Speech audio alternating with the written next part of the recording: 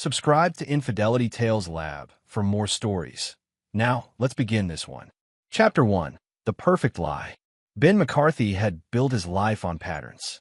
As a forensic accountant who'd helped the FBI dismantle 3 major fraud rings, he understood that chaos always left traces. Numbers never lied. People did. His daughter Neva didn't. That's why, on a humid Tuesday in July, when 9-year-old Neva didn't come home from her piano lesson, Ben's instincts fired like warning flares. His wife Martha stood in their kitchen, phone pressed to her ear, mascara streaming down her face as she sobbed to the 911 operator. "My baby's missing," Martha wailed. "She never came home. Someone took her." Ben watched his wife's performance with a peculiar detachment. In their 12 years of marriage, he'd seen Martha cry exactly 4 times. At her mother's funeral, at Neva's birth, when her gallery went bankrupt, and once during an argument about her spending habits. Each time, the tears had been controlled, almost elegant. This was different. This was theatrical. "Mrs. McCarthy, when did you last see your daughter?" The detective, a weathered woman named Santos, sat across from them in their living room. "I dropped her at Westfield Music Academy at 4 o'clock, Martha said, dabbing her eyes. "Her teacher, Mrs. Chun, she always walks the kids out. But when I got there at 5:30, Mrs. Chun said Neva left early. Said a woman claiming to be me picked her up at 4:45. Ben's jaw tightened. "What woman?" "Mrs. Chun said she wore sunglasses and a headscarf. She had the family password." Martha's voice cracked perfectly. "Butterfly. How would anyone know that?" Ben stood, pacing to the window. His reflection stared back at him. 36 years old, with the lean build of someone who channeled stress into morning runs. His brother Miles said he had accountant eyes, sharp, always calculating. Right now, those eyes were tracking every detail. "Only 3 people know that password," Ben said quietly. "You, me, and Neva." Detective Santos made a note. "Has your daughter seemed worried lately? Any behavior changes?" "No," Martha said quickly. "She's been perfect, happy, normal." Ben thought of last week, when Neva had stood in the doorway of his home office, her small face troubled. "Daddy, if someone does something bad but says they love you, are they lying?" He'd assumed she meant a friend at school. Now, ice crystallized in his veins. "Mr. McCarthy?" Santos was looking at him. "She asked me a strange question last week," Ben said, watching Martha stiffen. "About whether people who love you can still hurt you." Martha's hand trembled as she set down her water glass. She probably meant that girl who pushed her on the playground. Probably. Ben held his wife's gaze, though she never mentioned being pushed. The search consumed 3 days. Volunteers combed parks. News crews camped on their lawn. Ben barely slept, coordinating with police, tracking leads, analyzing phone records. His brother Miles moved in to help, bringing food, handling reporters. Martha was the picture of devastated motherhood, until Ben walked in on her smiling at her phone on day 2. "Any news?" he'd asked. She jumped, screen going dark. "Just a friend offering support." "Which friend?" "You don't know her." Martha's smile was ash. "Someone from my gallery days." Ben had built his career on noticing what didn't fit. Martha had closed her gallery 2 years ago, cut ties with that world completely. She claimed she wanted a fresh start, to focus on family. On the evening of the 3rd day, as the sun bled orange across their lawn, a car pulled up. The rear door opened. Neva climbed out. Ben reached her first, dropping to his knees, hands shaking as he touched her face, her arms, confirming she was real. "Baby, are you hurt? Who took you?" Neva's eyes, dark like his own, held something he'd never seen before. Not fear, certainty. "I'm okay, Daddy." Her voice was steady, too steady for a 9-year-old who'd been missing for 3 days. "They didn't hurt me." "Who's they?" Detective Santos crouched beside them. Neva looked past Ben to where Martha stood on the porch, one hand pressed to her mouth. When Neva's gaze returned to Ben, she pressed something into his palm. A folded piece of paper. "I want to go inside and sleep," Neva said, loud enough for everyone to hear. Then, barely a whisper, "Read it alone." Ben palmed the note as Martha swept Neva into an embrace that looked, to everyone else, like maternal relief. Only Ben noticed how Neva's body stayed rigid, how her eyes stayed open and alert over Martha's shoulder. That night, after Neva was bathed and fed and supposedly sleeping, after Miles had gone home and the last news van had departed, Ben sat in the dark living room. Martha had taken a sleeping pill, her breathing deep and rhythmic in their bedroom. He unfolded the note. Neva's careful handwriting, the letters she'd practiced so diligently. Don't trust Mom. Check our dustbin tonight at midnight. Come alone. Ben read it 3 times. His daughter's words. His daughter, who'd inherited his ability to see patterns, to notice what others missed. He checked his watch. 11:47 p.m. At 11:59, Ben stepped into the garage. The motion light flickered on. Their dustbin sat in the corner, a large, rarely used container they kept for yard waste. He'd taken it out just yesterday. It should be empty. It wasn't. Midnight struck as Ben lifted the lid. Inside, beneath a thin layer of grass clippings, was a black garbage bag.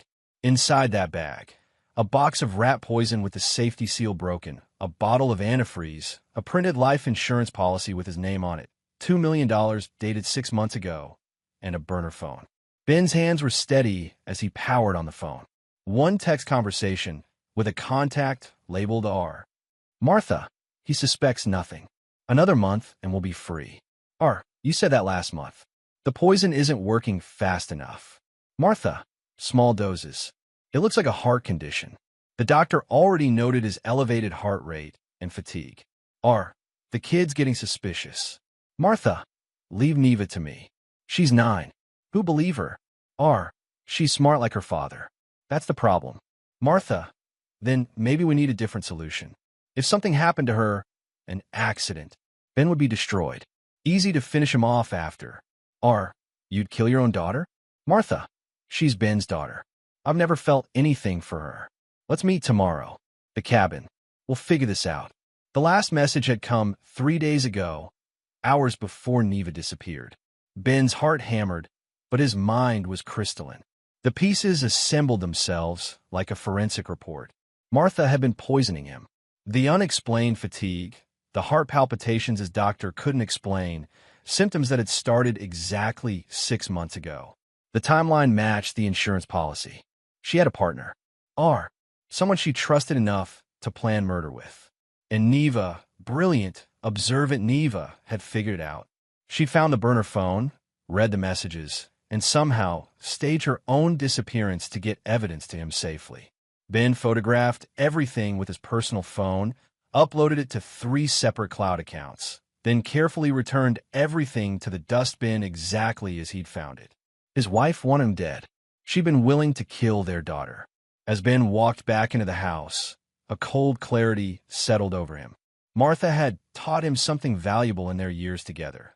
The best cons worked because the mark never saw them coming. Time to become invisible. Time to show Martha McCarthy what happened when you underestimated an accountant with nothing left to lose. Chapter 2. The Invisible Thread. Ben didn't sleep. Sleep was a luxury for men who hadn't discovered their wives planning their murder. Instead, he sat in his home office, door locked, running searches.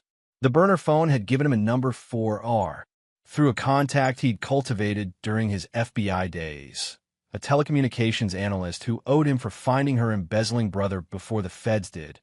Ben had the number traced by dawn. Registered to a Royce Matthews.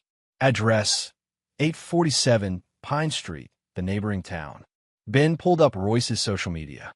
34, worked as a personal trainer at an upscale gym. Photos showed a man with calculated charm, expensive haircut, teeth too white, that practiced smile of someone who'd learned to weaponize attraction. Then Ben found it, a photo from 14 months ago. Royce at a gallery opening, arm around a woman. The caption, supporting local art with this beautiful curator. The woman was Martha. Ben's jaw clenched. 14 months. His wife had been planning this for over a year, slow poisoning him while playing the devoted spouse. The sheer patience of it would have been impressive if it wasn't aimed at putting him in the ground. A soft knock startled him. Daddy. Neva slipped inside, closing the door behind her.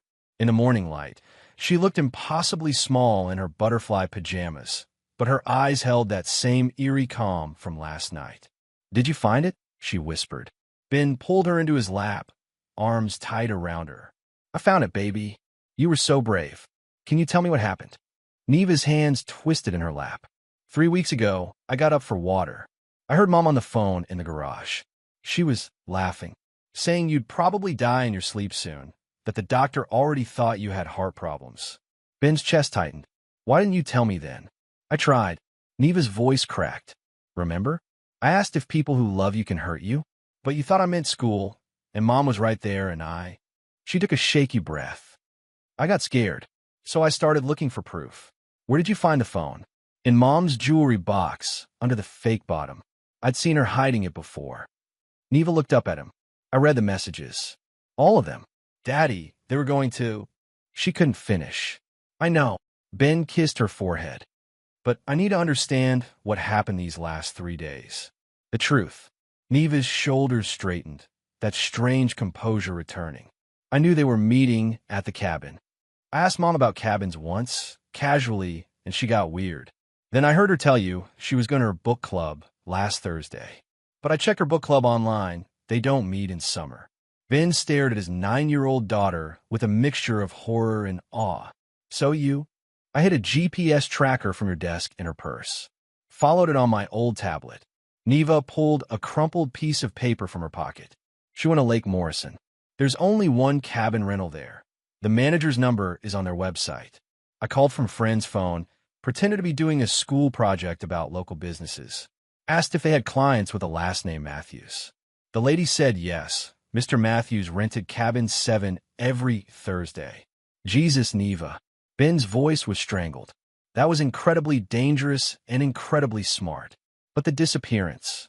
I knew they'd stage something eventually. Mom kept talking about accidents in the messages." Neva's hands fisted in her pajamas. "So I decided to disappear first. Make it look scary enough that you'd listen when I told you the truth." "How did you?" "Mrs. Chun at piano? Her daughter Lily is my friend. I told Lily my parents were planning a surprise investigation, like a detective game, and I needed to hide for a few days. Lily thought it was cool. Her mom agreed to say someone picked me up early, and I stayed in their basement. I told them I'd text you the truth after a few days, that it was all pretend." The audacity of it, the sheer calculated risk. Ben didn't know whether to ground her forever or hire her as a consultant. "The note was your proof," Ben said. "You knew I'd find everything. I knew if I just told you, Mom might talk her way out of it. You always give people the benefit of doubt." Neva's eyes hardened. "But poison and messages about killing us? That's evidence. Like you always say, numbers don't lie, and neither does proof." Ben held his daughter tight, feeling the weight of what she'd carried alone. "I'm going to fix this. But I need you to be normal today, okay? Around Mom, around everyone. Can you do that?" "I've been doing it for weeks." The brittleness in her voice broke his heart. "What are you going to do?" Ben thought of Martha downstairs, probably still sleeping off her fake grief. Thought of Royce Matthews, sitting in his apartment, believing he'd gotten away with conspiracy to murder. "I'm going to make them confess," Ben said quietly. "I'm going to record everything they've done, and then I'm going to make sure they pay for it in a way they'll never forget." "Will they go to jail?" "Eventually." Ben's smile was cold. "But first, they're going to tear each other apart." Over the next week, Ben became a ghost in his own life. He played the worried father, the relieved husband, the man grateful to have his family intact. Meanwhile, he was building a case that would make his FBI contacts weep with envy. He started with the poison. A discreet blood test at a private clinic confirmed elevated levels of arsenic and ethylene glycol, antifreeze. Chronic, low-dose exposure over 6 months. Enough to cause the symptoms his doctor had attributed to stress, fatigue, heart palpitations, confusion, nausea. His doctor, thinking Ben was concerned about environmental exposure, documented everything with clinical precision. Medical proof of poisoning, dated and signed. Next, Ben hired a private investigator. Not local, someone from 3 states over with no connection to anyone in his life. Within 72 hours, he had photos. Martha and Royce at the Lake Morrison cabin, kissing on the porch. Martha entering Royce's apartment building 3 times in 1 week. Royce buying flowers at the same shop where Ben bought Martha's birthday roses. But evidence of an affair wasn't enough. Ben needed them on record planning murder. That's where things got creative. Ben's specialty was forensic accounting, but his real talent was understanding human weakness. Greed, especially, and paranoia. Royce Matthews lived beyond his means. The social media photos showed expensive watches, designer gym clothes, a lifestyle his personal trainer salary couldn't support. Ben dug deeper. Credit card debt of $47,000. Car lease about to default. Behind the Instagram facade was a man drowning. Martha had money, her trust fund, which she'd lied to Ben about depleting. He discovered the truth 6 months ago, but said nothing, curious about why she'd lied. Now he understood. She'd been funneling money to Royce, keeping him dependent. Ben created an anonymous email account and sent Royce a message. I know what you and Martha are planning. I have proof. If you want to avoid prison, we need to talk. Come alone to parking lot C at Riverside Park, 9 p.m. Friday. I'll be in a black sedan. Don't tell Martha, or the deal's off. He wasn't going to show up. But Royce didn't know that. The beauty of paranoia was watching it metastasize. Ben placed a voice-activated recorder under the bench in the park. A calculated risk, but at 9 p.m. on a Friday, the area would be deserted. Then he drove to a hilltop overlook with perfect view of the parking lot and waited with binoculars. At 8:55, Royce's Mustang pulled in. The man sat there for 20 minutes, checking his phone, scanning the lot. At 9:17, he made a call. Ben's secondary phone, one he'd set up to forward calls from Martha's number, rang. He let it go to a recording app. It's me. Royce's voice was tight. We have a problem. What problem? Martha, annoyed. Ben pictured her at her book club, the one that actually met now that Neva was home safe. Someone knows. I got an email saying they have proof, wanted to meet tonight. I'm at the park, but no one showed. Silence. Then, it's a trap. Someone's trying to spook us. What if it's him? What if Ben knows? Impossible. He's an accountant, not a detective. And he's still sick. I checked his pill organizer today. The poison's working. Then who? I don't know, but we can't panic. Martha's voice turned calculating. Did you bring the burner phone? No. I left it at the cabin like you said. Good. Go there now. Get rid of it and anything else. Burn it all. We stay calm, stick to the plan. After Ben dies, and the way he looks, that's maybe 2 more months. We wait a respectful year, then slowly start seeing each other publicly. By then, any investigation will be cold. And if he doesn't die, if the poison just makes him sick, Martha's laugh was ice. Then we move to plan B, carbon monoxide leak. Everyone's asleep, tragic accident. The whole family goes. Jesus, Martha, you don't have the stomach for this? Because I can find someone who does. Someone who won't leave me with debt and constant demands for money. I love you. You love my bank account. But that's fine. I love your abs and your willingness to do what's necessary. We're partners, baby. Now go to the cabin. Clean house. Text me when it's done. The call ended. Ben lowered his phone, hands steady despite the white-hot rage coursing through him. The voice recorder under the bench would have caught Royce's side of the conversation, enough for reasonable suspicion. The phone recording caught Martha's side, conspiracy to commit murder, admission of ongoing poisoning, threats to kill the entire family. Combined with the evidence Neva had found, the medical reports, the PI photos, and the insurance policy, Ben had enough to bury them both. But he wasn't ready yet, because Ben McCarthy hadn't spent years dismantling fraud rings by going to the police immediately. He'd learned that the most satisfying wins came from watching criminals destroy themselves. And he had a plan that would do exactly that. Chapter 3, The Architect's Hand. Saturday morning, Ben made coffee with hands that didn't shake. Across the kitchen table, Martha scrolled through her phone, smiling at something. Probably Royce's text confirming he'd burned the evidence. Evidence Ben had already photographed and documented. The burner phone was currently in a safe deposit box at a bank 3 towns over, along with copies of everything else. You seem better, Martha said, not looking up. More energetic. Switched multivitamins. Ben sipped his coffee from a bottle he'd secured with a lock, kept in his office. He'd been swapping out Martha's poisoned food for safe alternatives for days, secretly disposing of anything she prepared for him. I think the old ones weren't agreeing with me. Martha's smile flickered. That's good, honey. You've been so tired lately. I have, haven't I? Ben set down his mug. Weird how it started around the same time you got that new life insurance policy on me. The one I didn't know about until the agent called to confirm details. Martha's knuckles whitened on her phone. I wanted to surprise you with the coverage for our future. $2 million is quite a surprise. You're the breadwinner. It made sense. Her voice was steady, but Ben caught the calculation in her eyes, wondering what he knew, how to play this. You're right. Ben stood, kissed her forehead. She flinched just barely. I'm going to take Neva out today. Father-daughter time. She's been through a lot. Where? The Science Museum. She's been asking. Relief washed over Martha's face. A whole day without her husband and daughter at home. A whole day to call Royce, to plan, to strategize. Perfect. That sounds wonderful. I'll catch up on things here. Ben collected Neva, who'd been waiting in her room, backpack ready.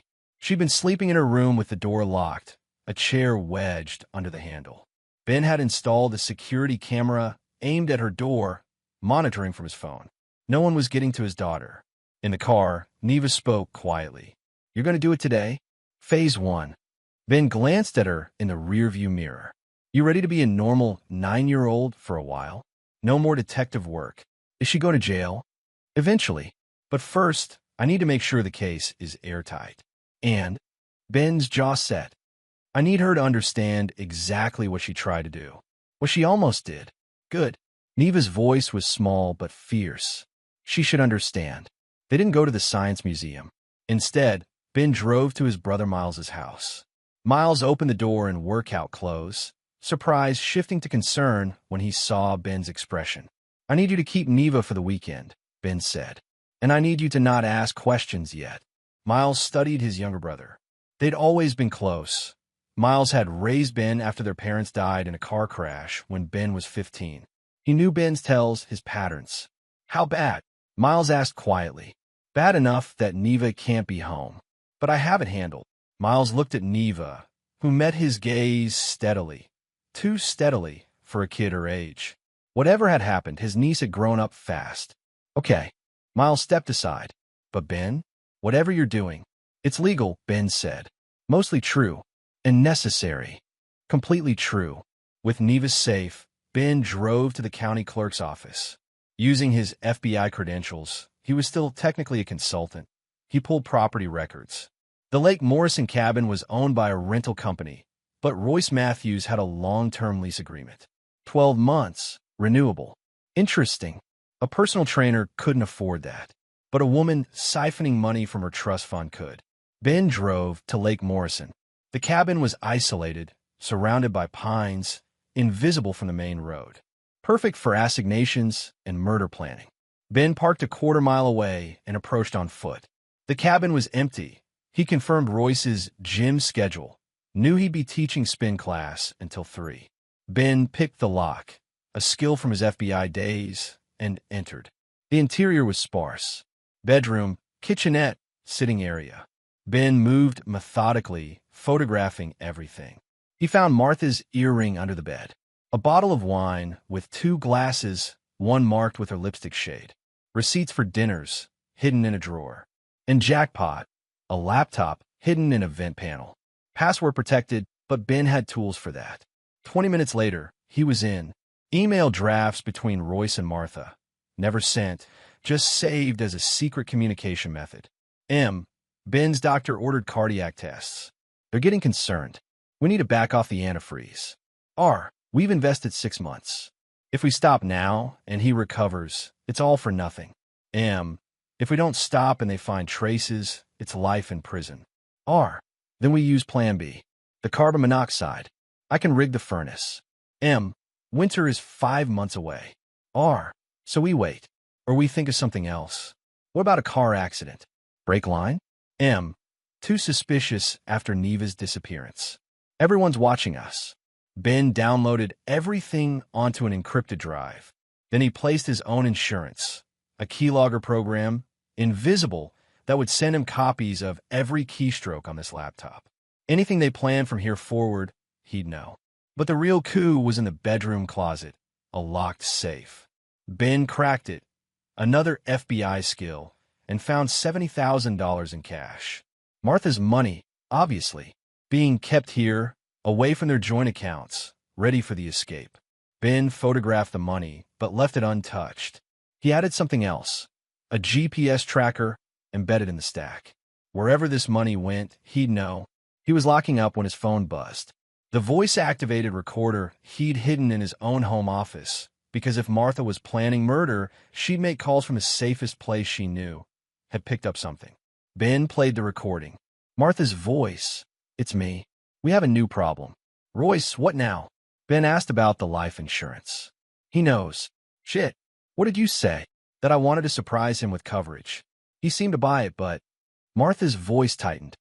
"He's not dying fast enough. He's getting stronger. I checked his vitamin bottle. It's a different brand. New bottle, still sealed. He switched them. Why would he? I don't know. Maybe his doctor recommended change. Maybe he's getting suspicious." Pause. "We need to accelerate." "Ow!" "The carbon monoxide plan. But not winter. This week." "Martha, it's the only way." "Ben's smart. If he's suspicious, he'll start looking. We do this now, or we lose everything." Silence. Then Royce's voice, uncertain now. "You're good with your hands. You fix the furnace to leak tonight. I'll make sure Ben and Neva are home and asleep by 10. Pills in their drinks. They won't wake up. Come morning, tragic accident. Whole family. I'm the only survivor. You'd kill Neva too? She's a liability." Martha's voice was flat. "She found a phone once. She could find other things. And honestly, I never wanted kids. Being a mother was Ben's dream, not mine." The recording ended. Ben sat in his car, breathing carefully. This was it. Premeditated murder planned for tonight. He had recordings, evidence, everything. He could go to the police now, in this. But that wasn't enough. Because Ben needed Martha and Royce to understand, really understand, what happened when you underestimated someone. When you thought kindness meant weakness. When you mistook patience for ignorance. He made 3 calls. First, to Detective Santos. "I need to talk to you about new information regarding Neva's disappearance. Can you come to my house tomorrow at 9 a.m.? It's important." Second, to his lawyer. "I need you to prepare emergency custody paperwork. Full custody, restraining order, the works. I'll explain tomorrow." Third, to a number he hadn't called in 5 years. His old FBI partner, now with the Organized Crime Division. "I need a favor." And a wire. By the time Ben drove home, the sun was setting. Martha was in the kitchen, preparing dinner. She smiled at him, warm and loving, the perfect wife. "Where's Neva?" "Sleepover at Miles's. She wanted to spend time with her uncle." Ben watched Martha's eyes light up. Even better. Only one target to handle tonight. "That's nice. I made your favorite, lasagna." "Wonderful." Ben smiled back. "I'll eat well tonight." Chapter 4. The Wire.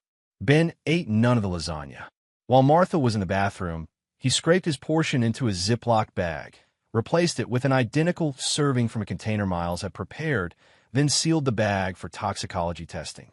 The pills Martha had crushed into his wine. He'd seen her do it through the reflection in the kitchen window. He'd extracted with a careful pour into his prepared glass, substituting non-drugged wine from his locked office supply.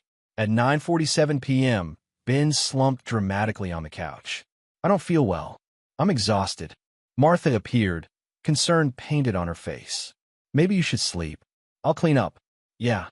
Ben let his words slur. "Good idea." He climbed the stairs slowly, heavily, the performance of a man drugged. In the bedroom, he arranged pillows under the covers, his form barely visible in the dark.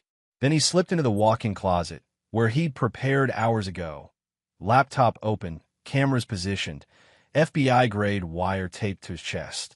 At 10:23 p.m., he heard the garage door. Footsteps. Royce Matthews had entered his home.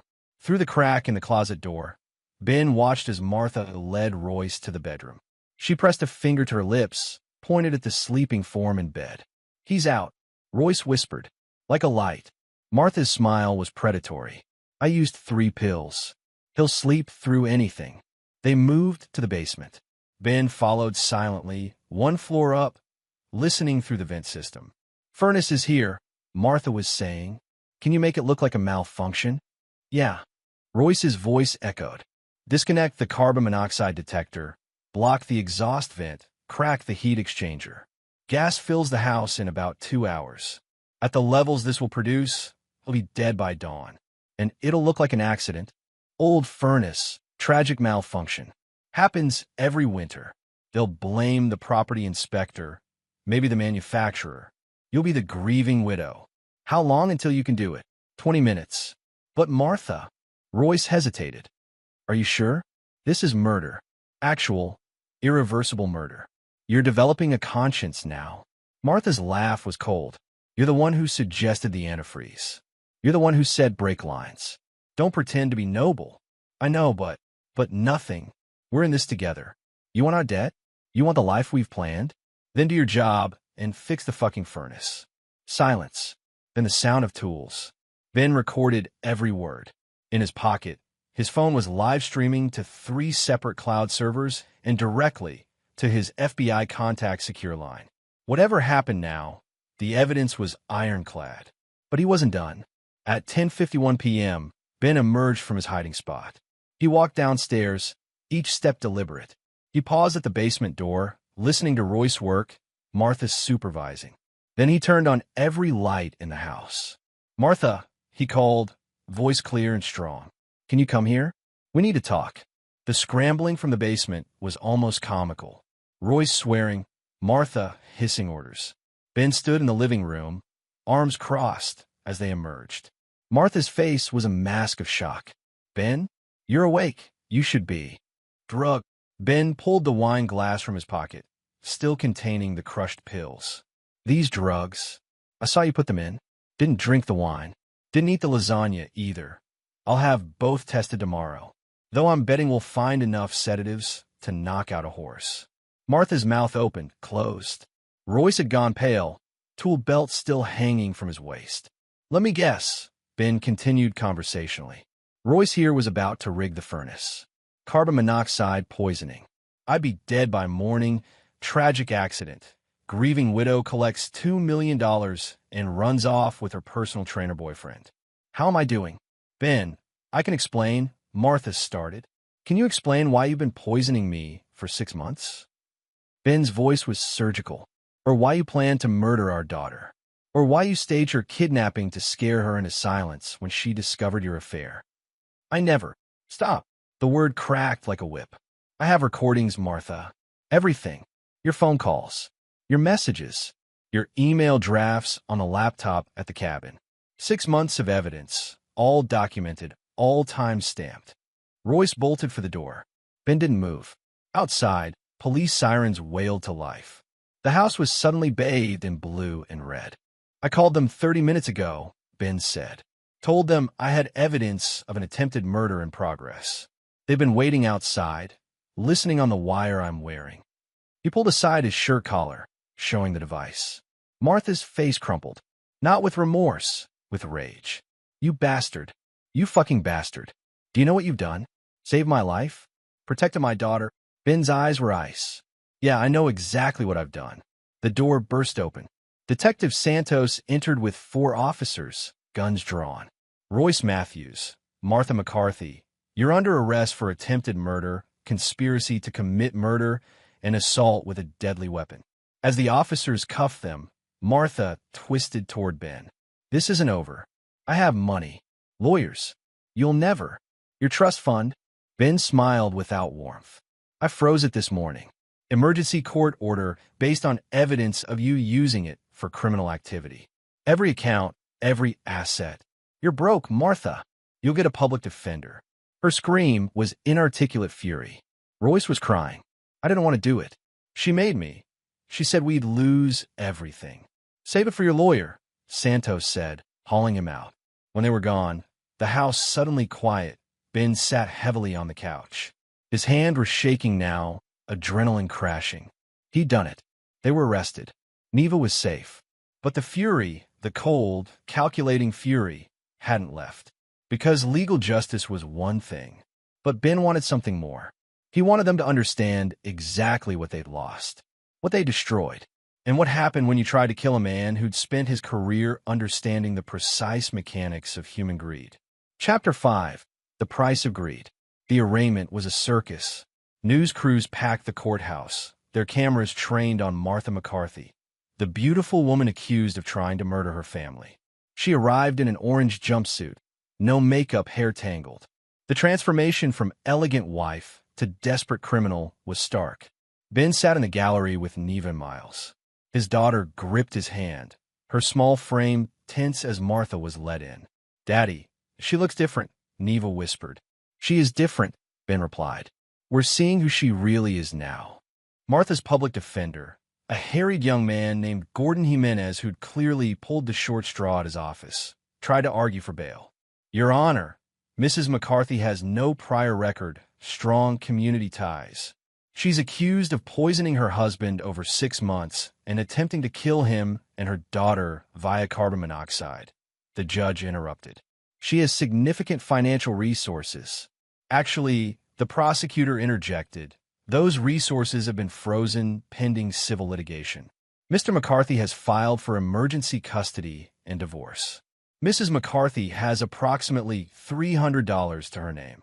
Martha's head snapped up, hatred burning in her eyes as she found Ben in the crowd. "Bail is denied." The judge's gavel fell.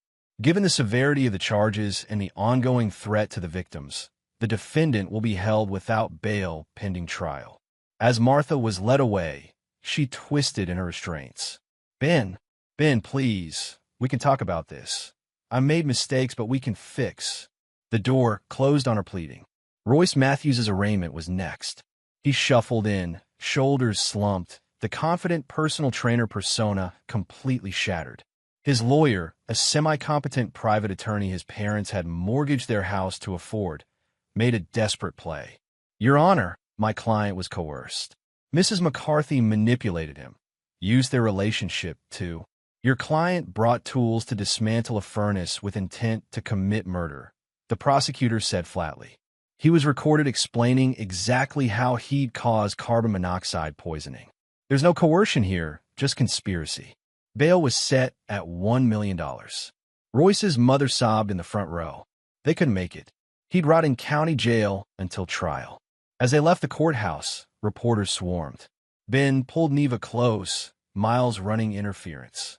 One reporter shoved a microphone in Ben's face. "Mr. McCarthy, how does it feel knowing your wife tried to kill you?" Ben stopped, looked directly at the camera. "It feels like justice is finally catching up with someone who thought she could get away with murder because her husband was too kind to notice. She was wrong." The clip went viral within hours. Back home, Ben began dismantling Martha's life with the same precision she'd tried to use, ending his. The trust fund was easy. With evidence of criminal activity, the trustees froze the account pending resolution. Martha had been receiving $10,000 monthly. That spigot was shut off. Next, Ben filed for divorce. His lawyer, a shark named Berta Mayer who specialized in high-conflict cases, went nuclear. Full custody of Neva, restraining order, division of assets with Ben claiming Martha's share due to her attempt on his life. In cases of attempted spousal murder, many states had clauses that prevented the guilty party from benefiting from marital assets. "She'll fight this," Berta warned. "Even from jail. Let her." Ben's smile was grim. "Every legal fee, every motion, it drains what little resources she has left. Her parents are dead, no siblings, no rich friends left from her gallery days. She burns money fighting me. She has less for her defense." Cold. Berta looked impressed. "I like it." Ben also discovered something interesting while digging through Martha's financial records. She'd been embezzling from her own gallery before it closed. Small amounts, hidden in creative bookkeeping. Not enough to prosecute back then, but enough to show a pattern of financial dishonesty. He handed that information to the IRS. Within a week, Martha had a tax audit pending, dating back 7 years. Even if she beat the murder charges, and she wouldn't, but hypothetically, she'd face years of financial penalties and potential fraud charges. But Ben's masterpiece was Royce Matthews. See, Royce's legal strategy hinged on painting himself as a victim, manipulated by an older, wealthier woman. His lawyer was building a case that Martha was the mastermind, Royce just a pawn. Ben made sure that narrative collapsed. He reached out to Royce's ex-girlfriend, a woman named Felicia Vincent who'd filed a restraining order against him 3 years ago. Ben offered to pay her legal fees to testify about Royce's controlling behavior, his obsession with money, his willingness to lie and manipulate. Felicia jumped at the chance. He told me once that he'd do anything for the right payday, she said in her deposition. He was obsessed with get-rich-quick schemes. When I told him that scared me, he got violent. Ben found 2 other women with similar stories. By the time he was done, Royce Matthews looked less like a manipulated victim and more like a calculated predator who'd found a perfect Mark and Martha. The prosecutors loved it. Their case went from strong to bulletproof.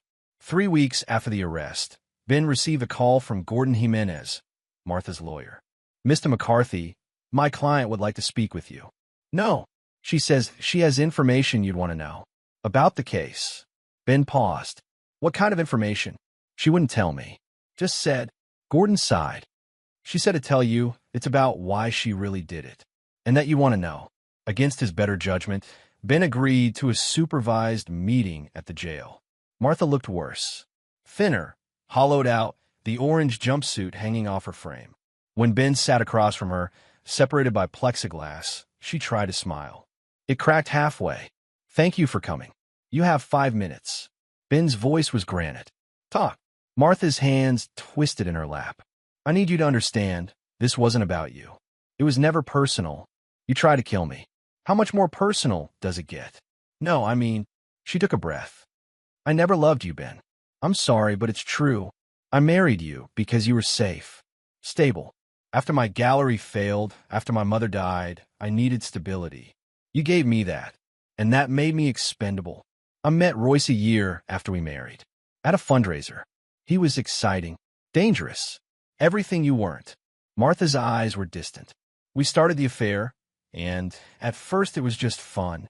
But then I realized I'd married the wrong man. I wanted excitement, not stability. Money I controlled, not joint accounts. Freedom. So you decided to murder me instead of just divorcing me." The prenup. Martha's laugh was bitter. "You insisted on it, remember?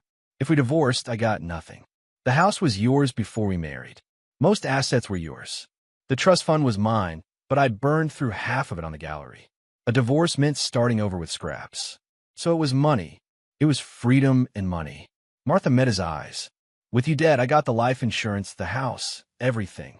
Royce and I could disappear, start over. Live the life I actually wanted." Ben stared at her. "And Neva? What was she?" "Collateral damage." Martha's face hardened. "I never wanted children. You did. You pushed for it, said it would complete our family. I went along because that's what wives do. But I never bonded with her. She was your daughter, not mine. The casual cruelty of it, the sheer sociopathic disconnect, left Ben breathless. You're a monster. I'm honest." Martha leaned forward. "And here's the thing, Ben. I'm going to beat this. The evidence is circumstantial. The messages? I can claim Royce manipulated them, edited them. The burner phone? Same thing. The poison in your system? I'll say you must have been exposed somewhere else. Royce tampering with the furnace? I had no idea he was here. I was drugged too. I didn't know." Her smile was slow, calculated. "My lawyer's an idiot, but I'll fire him, get someone better. I still have friends, people who owe me favors. I'll mount a defense that creates reasonable doubt. They recorded you in my house, planning something my boyfriend was doing without my knowledge. I could say I was horrified, that I was about to stop him when the police arrived." Martha's eyes glinted. Juries love a beautiful woman who seems remorseful. "I've been practicing." Ben's stomach churned. She might actually be right. With enough legal maneuvering, enough performance on the stand, she could plant doubt. Not much, but enough for one juror. That's all it took for a mistrial. "I came here to tell you this," Martha continued, "because I want you to prepare. This isn't over. And when I get out, and I will get out eventually, I'll get my daughter back. I'll get my life back.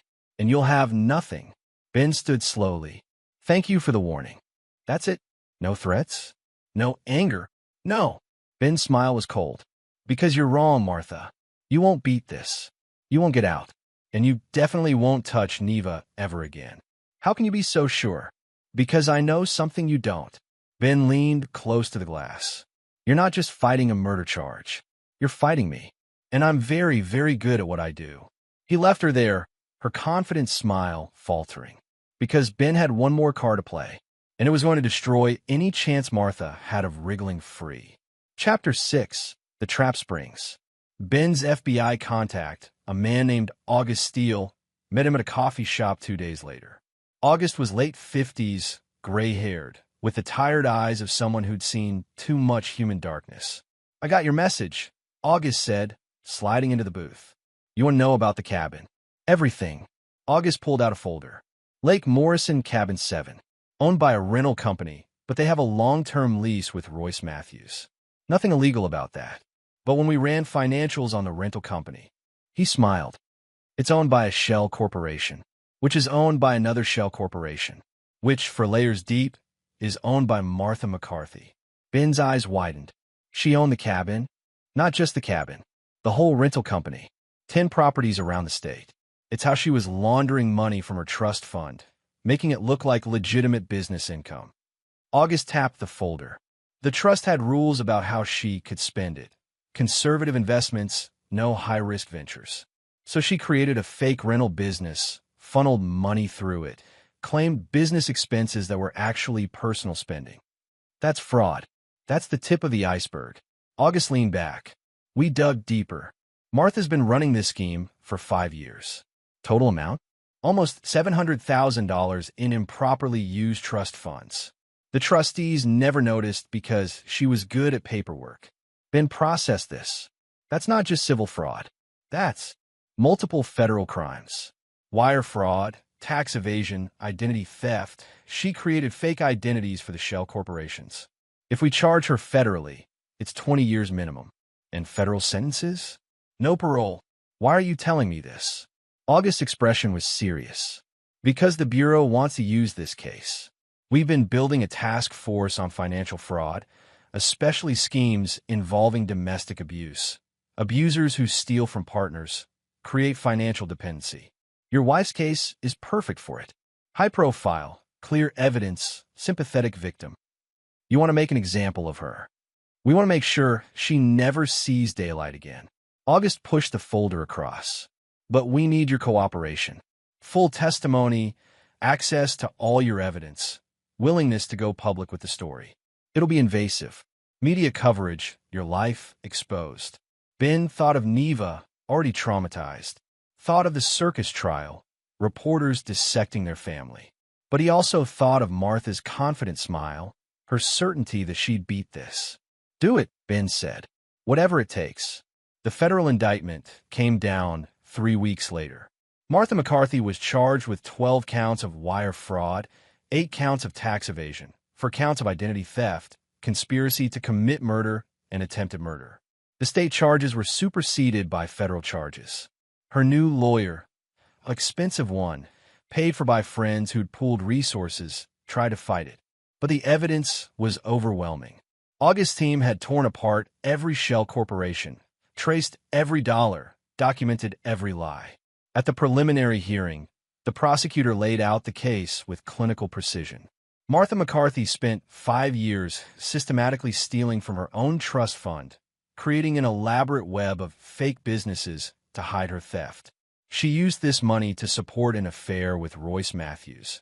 And when she feared her husband was becoming suspicious, she decided to murder him for a $2 million life insurance payout. Over 6 months, she poisoned him with arsenic and antifreeze. When that wasn't working fast enough, she planned to kill him and her 9-year-old daughter via carbon monoxide poisoning. Only the alertness of that 9-year-old girl, who discovered the plot and bravely alerted her father, prevented 2 murders. The courtroom was silent. The evidence includes recorded conversations, financial records, medical documentation of poisoning, physical evidence of attempted murder, and testimony from multiple witnesses. The defendant has shown no remorse. In fact, when questioned, She stated she never wanted her daughter and viewed both her husband and child as obstacles to her desired lifestyle. The judge denied bail again. Martha's trial date was set for 6 months out. But Royce Matthews' lawyer saw the writing on the wall. With federal charges stacked on top of state charges, with evidence that made conviction certain, the lawyer approached the prosecution with a deal. Royce would testify against Martha. Full cooperation, complete honesty, in exchange for a reduced sentence. 15 years instead of life. Ben was consulted. "It's your call," the prosecutor said. He was part of it. He deserves life. But his testimony would seal Martha's fate beyond any doubt. Ben thought about it. Royce was weak, manipulated, desperate. Not innocent. He planned murder, but less culpable than Martha. "I want him to serve at least 15 years, Ben said. "And I want him to admit everything in open court." Done. Royce Matthews' allocution was devastating. In a packed courtroom, with Martha watching from the defense table, Royce described everything. The affair, Martha's manipulation, her obsession with money, the slow decision to kill Ben, Martha's insistence that they had to do it, that she'd planned everything, that it was foolproof. She said Ben was too nice, too trusting, Royce said, voice breaking. She said he'd never see it coming. She called him predictable, said accountants didn't have imagination. Ben watched Martha's face crumble as her co-conspirator destroyed her defense. Any claim of innocence, of being victimized by Royce, evaporated as he painted her as the mastermind. "Did you want to kill Ben McCarthy?" the prosecutor asked. "No." Royce was crying. "I was scared. In debt. Martha said she'd leave me if I didn't help. She said we'd lose everything. I didn't want to do it, but I didn't want to lose her either. I know that's not an excuse. I know I'm guilty. I'm sorry. It was a good performance. Probably coached. But it was also probably true." Martha's lawyer tried damage control and cross-examination, but Royce held firm. The evidence supported everything he said. When it was over, Martha was led away. She didn't look at Ben, didn't look at anyone. She looked defeated. Chapter 7. The Unraveling. 6 months passed. Ben rebuilt his life with the focused intensity of someone who'd been given a second chance. He sold the house, too many bad memories, and bought a smaller place across town with a huge backyard where Neva could play. He underwent chelation therapy to remove the heavy metals from his system, regained weight, started running again. Neva started therapy. A child psychologist named Evangeline Stevens specialized in trauma, and slowly, carefully, helped Neva process what had happened. The nightmares decreased. Her smile returned. Miles moved in temporarily, providing stability. They established routines. Family dinners, movie nights, homework at the kitchen table. Normal, boring, wonderful routines. The divorce was finalized in absentia. Martha's assets were divided with Ben, receiving the marital home's equity, custody of Neva, and reimbursement for medical expenses related to the poisoning. Martha's trust fund, what remained after legal fees and restitution, was placed in a fund for Neva, inaccessible to Martha forever. Martha's trial began in April. The prosecution's case took 3 weeks, witness after witness dismantling any possible defense. The medical examiner who'd confirmed poisoning, the FBI agents who'd traced the financial fraud, the neighbors who'd seen Royce's car at the McCarthy house at odd hours, the cell phone expert who'd verified the burner phone's communications, and Ben himself. Taking the stand was harder than he'd expected. Martha's lawyer, a sharp woman named Virginia Pena who'd replaced Gordon, was aggressive in cross-examination. "Mr. McCarthy, isn't it true you have expertise in financial investigations?" "Yes." "So you understand how to manipulate financial records?" "I understand how to find manipulation." "That's different. But you could manipulate them yourself, couldn't you?" "Plant evidence." "I could." Ben met Virginia's eyes. "But I didn't." Every piece of evidence was verified by third parties. The FBI, independent forensic accountants, medical professionals. "I didn't plan anything. I just uncovered what was already there. You claim my client poisoned you. But the symptoms you described, fatigue, heart palpitations, could have been caused by stress. They were caused by arsenic and ethylene glycol in my bloodstream. That's not stress. That's attempted murder." Could those substances have been ingested accidentally? For 6 months? Inconsistent, increasing doses? No. Virginia tried to poke holes, but the evidence held. Ben's testimony was clinical, factual, devastating. The defense put Martha on the stand. A risky move, but they had no choice. She wore a demure blue dress, hair pulled back, minimal makeup. The picture of a wronged woman. Her testimony was a masterclass in manipulation. She'd never meant to hurt anyone. Royce had manipulated her. Yes, she'd had an affair, and she was ashamed, but she'd never wanted Ben dead. The messages were taken out of context. The financial fraud was a mistake, poor record-keeping, not intentional theft. She loved her daughter, always had. The prosecution was twisting her words. "I know I made mistakes," Martha said, dabbing her eyes. "I was weak. I let Royce manipulate me. But I never wanted my husband dead. Never. I wanted to be free of the marriage, yes, but not through murder. Through divorce. The prenup didn't matter. I just wanted out." "Then why not just divorce him?" the prosecutor asked on cross. "I was scared. Scared of being alone. Scared of losing everything. Royce said we could be together, but I needed money. So I took money from my trust foolishly. But that's fraud, not murder. Did you poison your husband?" "No." "Did you plan to kill him with carbon monoxide?" "No."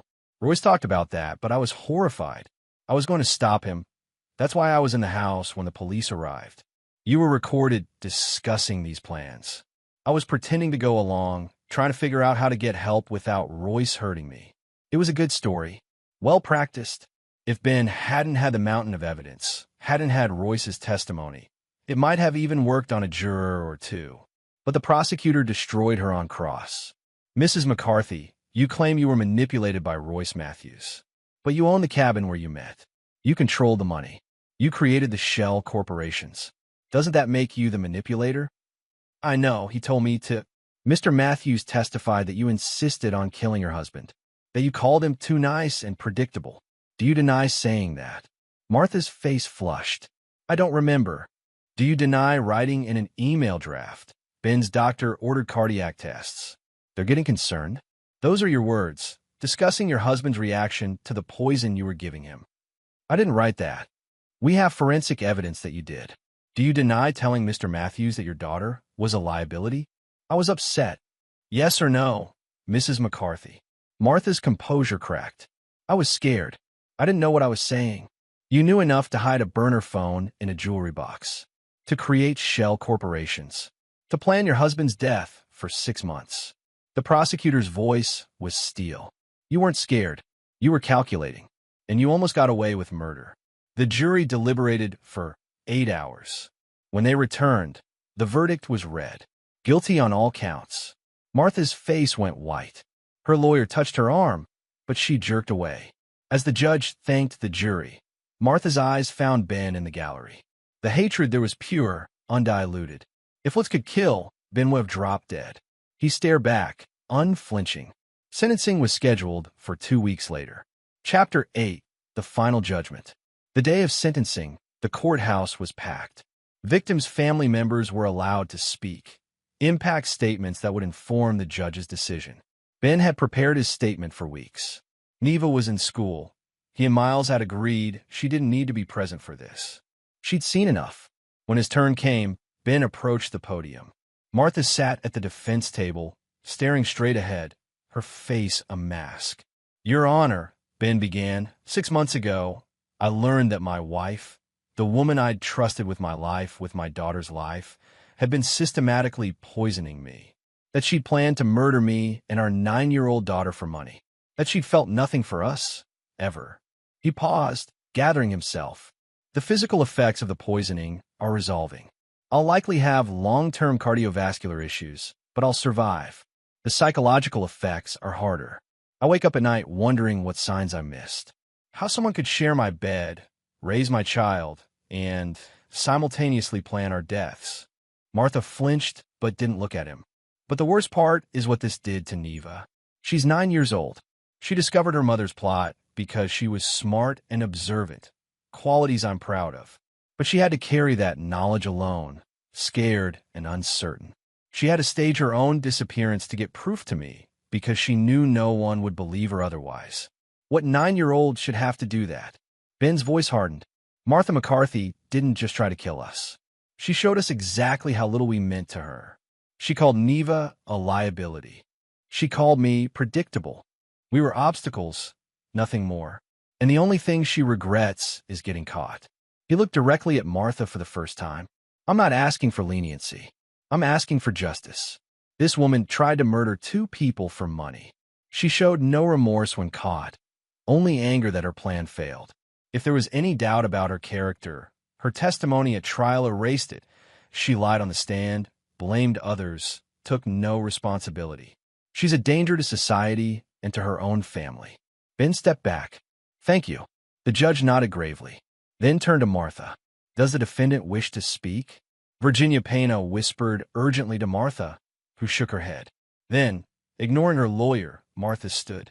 I'd like to address the court. Virginia looked alarmed, but it was too late. Martha's voice was steady. Your Honor, I've listened to weeks of testimony painting me as a monster. I've heard my husband describe me as calculating, cold, remorseless. I've watched a jury convict me based on evidence that was, frankly, circumstantially interpreted. The judge's eyebrows rose. Mrs. McCarthy, I'm not finished. Martha's eyes blazed. Yes, I had an affair. Yes, I mismanaged my trust fund. But I did not try to kill anyone. The prosecution built a narrative that fit their evidence. But correlation isn't causation. My husband was sick, maybe from environmental factors, maybe from stress. Was I a good wife? No, but that doesn't make me a murderer. She turned to Ben. You want me to show remorse for something I didn't do? I won't. I won't apologize for crimes I didn't commit just to make this easier for you. You've already taken everything. My daughter, my money, my freedom. You've destroyed my life. Isn't that enough? Mrs. McCarthy, the judge said sharply, you were convicted by a jury of your peers based on overwhelming evidence. Evidence collected by a man with every reason to make me look guilty. Martha's voice rose. He's a forensic accountant. He knows how to build a case. What if he planted evidence? What if he manipulated records? Why is no one asking these questions? Because 12 jurors reviewed the evidence and found you guilty beyond reasonable doubt, the judge said coldly. This court will not entertain conspiracy theories. Sit down. Martha remained standing. I want it on the record that I maintain my innocence. I did not try to kill my husband. I did not plan to murder my daughter. And one day, the truth will come out. Sit down. Martha sat, chest heaving. Virginia had her head in her hands. The judge took a moment, visibly composing himself. Then he spoke. Martha McCarthy, you have been convicted of conspiracy to commit murder, attempted murder, multiple counts of fraud, tax evasion, and identity theft. The evidence presented at trial was not circumstantial. It was overwhelming, corroborated by multiple independent sources, and verified by forensic experts. He paused. Your testimony today, far from showing remorse, demonstrates exactly what the prosecution argued. You take no responsibility for your actions. You blame your husband, your co-conspirator, the justice system, everyone but yourself. You maintain your innocence despite a mountain of evidence, including your own recorded words. Martha's jaw tightened. The federal sentencing guidelines for these crimes call for significant prison time. Given the aggravating factors, the betrayal of family, the vulnerability of the victims, the lengthy premeditation, the complete lack of remorse, this court has no choice. The judge's voice was granite. On the federal charges, I sentence you to 45 years in federal prison, to be served consecutively. On the state charges of attempted murder, I sentence you to 25 years, to be served after the federal sentence is complete. Total sentence, 70 years, with no possibility of parole under federal guidelines. Martha's face went slack. No, you can't. You will be remanded to federal custody immediately. You will have no contact with your daughter except through supervised, court-approved channels, which, given your lack of parental rights, is unlikely. You will pay restitution in the amount of $847,000 to Mr. McCarthy for medical expenses, legal fees, and emotional damages. The gavel fell. Bailiff, remove the defendant. Martha's scream echoed through the courtroom. This is wrong. I'm innocent. Ben, tell them. Tell them I'm innocent. Someone please. The bailiffs hauled her away, her voice fading down the corridor. Ben sat motionless. 70 years. Martha was 34. She'd be over 100 before she saw freedom, if she lived that long. It was over. Outside the courthouse, reporters swarmed. Ben gave a brief statement. Justice was served today. My daughter and I can finally move forward with our lives. We're grateful to the legal system, to law enforcement, and to everyone who supported us. Miles drove them home. In the car, Ben's phone rang. Royce Matthews' lawyer. Mr. McCarthy, my client wanted me to pass along a message. He's been sentenced to 15 years. He wanted you to know he's sorry. For all of it. Ben hung up without responding. Chapter 9. A New Beginning. 1 year later, Ben stood in the backyard of their new home, watching Neva laugh as she chased fireflies. She was 10 now, taller, her smile coming more easily. Therapy had helped. Time had helped. Distance from the horror had helped. She still had nightmares sometimes. Still asked questions about why her mother had done what she did. Ben answered honestly, age-appropriately, never lying. Some people are broken inside, he'd tell her. It's not your fault. It was never about you. It was about her and her choices. Neva seemed to accept this. She was resilient like him. Miles had moved out last month, but visited weekly. He'd helped Ben establish routines, create normalcy, be the steady presence Neva needed. Ben would be forever grateful. The house was smaller but warmer. Bright colors, big windows, a swing set in the yard. Nothing like the sterile perfection Martha had insisted on. This house felt like a home. Financially, they were stable. Ben's job had welcomed him back with understanding.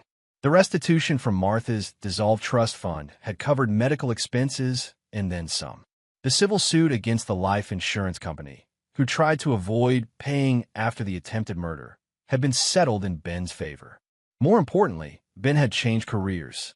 Forensic accounting still, but now he consulted specifically for domestic abuse victims, helping them untangle financial abuse, find hidden assets, build cases against their abusers.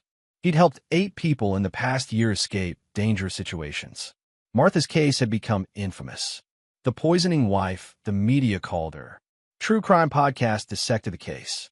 A book deal was in the works. Ben had donated his advance to a domestic violence shelter. Martha herself had been transferred to a federal prison in Texas, far from their state. Ben had heard through the grapevine that she'd dropped the innocent act in prison, become manipulative in different ways, trying to rule her cell block, creating alliances and enemies. She tried to appeal. Every appeal had been denied. She tried to get letters to Neva. Ben had them intercepted by the court-appointed advocate. Neva had the right to read them when she turned 18 if she wanted. For now, she was a child who deserved peace. Royce Matthews was in a federal prison in Nevada. He'd apparently found religion, joined a prayer group, claimed to be reformed. Ben didn't care. 15 years was 15 years.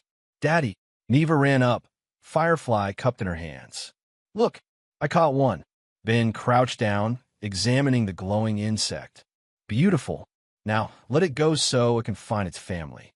Neva opened her hands, watching the firefly drift away. Like Mom. Ben's heart clenched. What do you mean? We let her go. She can't hurt us anymore. Neva's voice was matter-of-fact.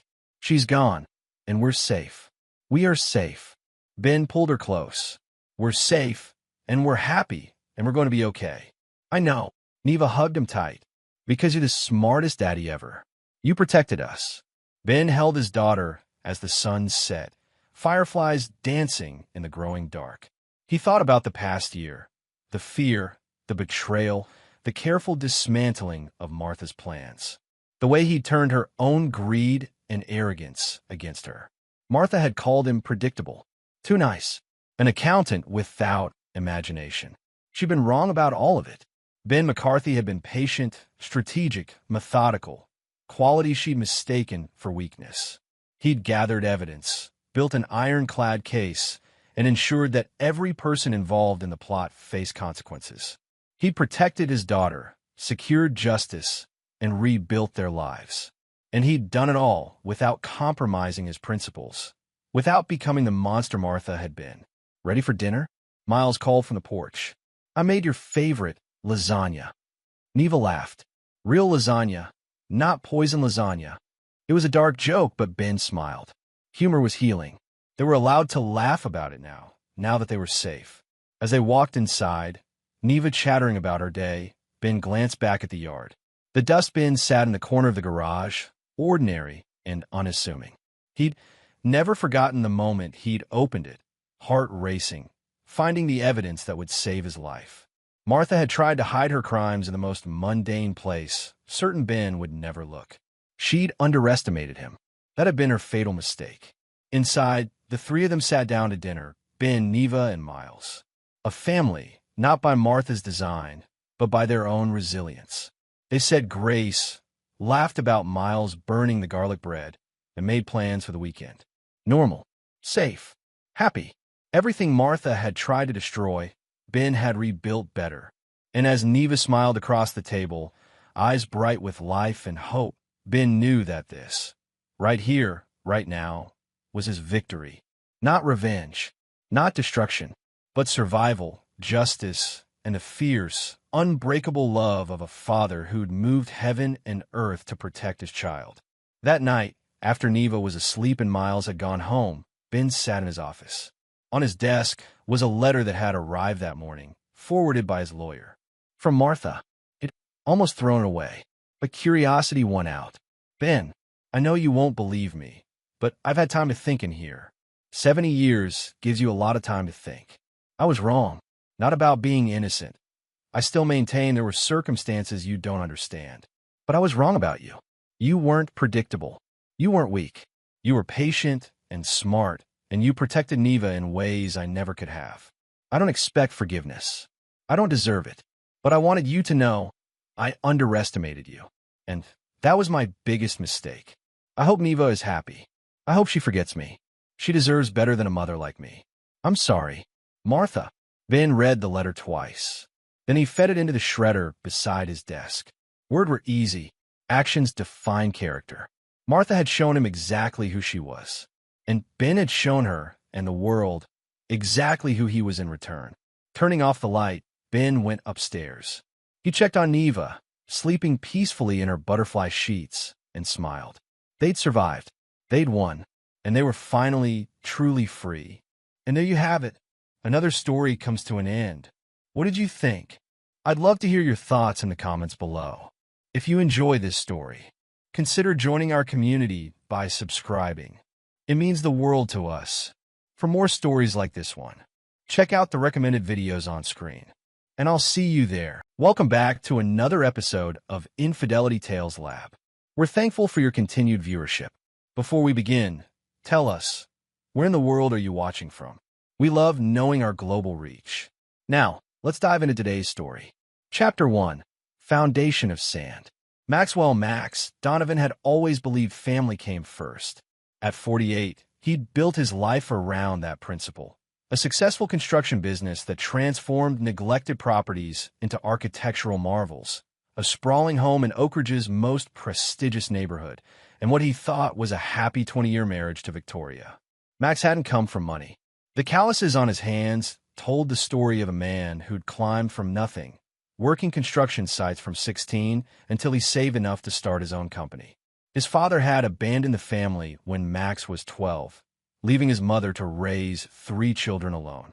The memory of her exhaustion after double shifts as a hospital janitor had fueled his drive. "You'll never be your father," his mother had told him on her deathbed 10 years ago. "You built something real." Victoria Barrett had been the daughter of wealth, the princess of Oak Ridge Country Club where Max had been hired to oversee renovations. Their meeting had raised eyebrows, the rough-edged contractor and the socialite. Her family, especially her mother Pamela, had never fully accepted him despite his eventual success. "New money is still new," Pamela would say within earshot at family gatherings, gin and tonic in hand. Their son Alexander, Alex, had been Max's pride. From the boy's earliest days, Max had been hands-on, attending every baseball game and science fair when Victoria claimed social obligations. He'd taught Alex to fish at the lake house, to change a tire, to stand up for himself. "Dad, you know why I work so hard?" 17-year-old Alex had asked one night in his home workshop where they were restoring a vintage motorcycle. "Because I've seen what you built from nothing." The cracks in the marriage had appeared gradually. Victoria's increasing coldness.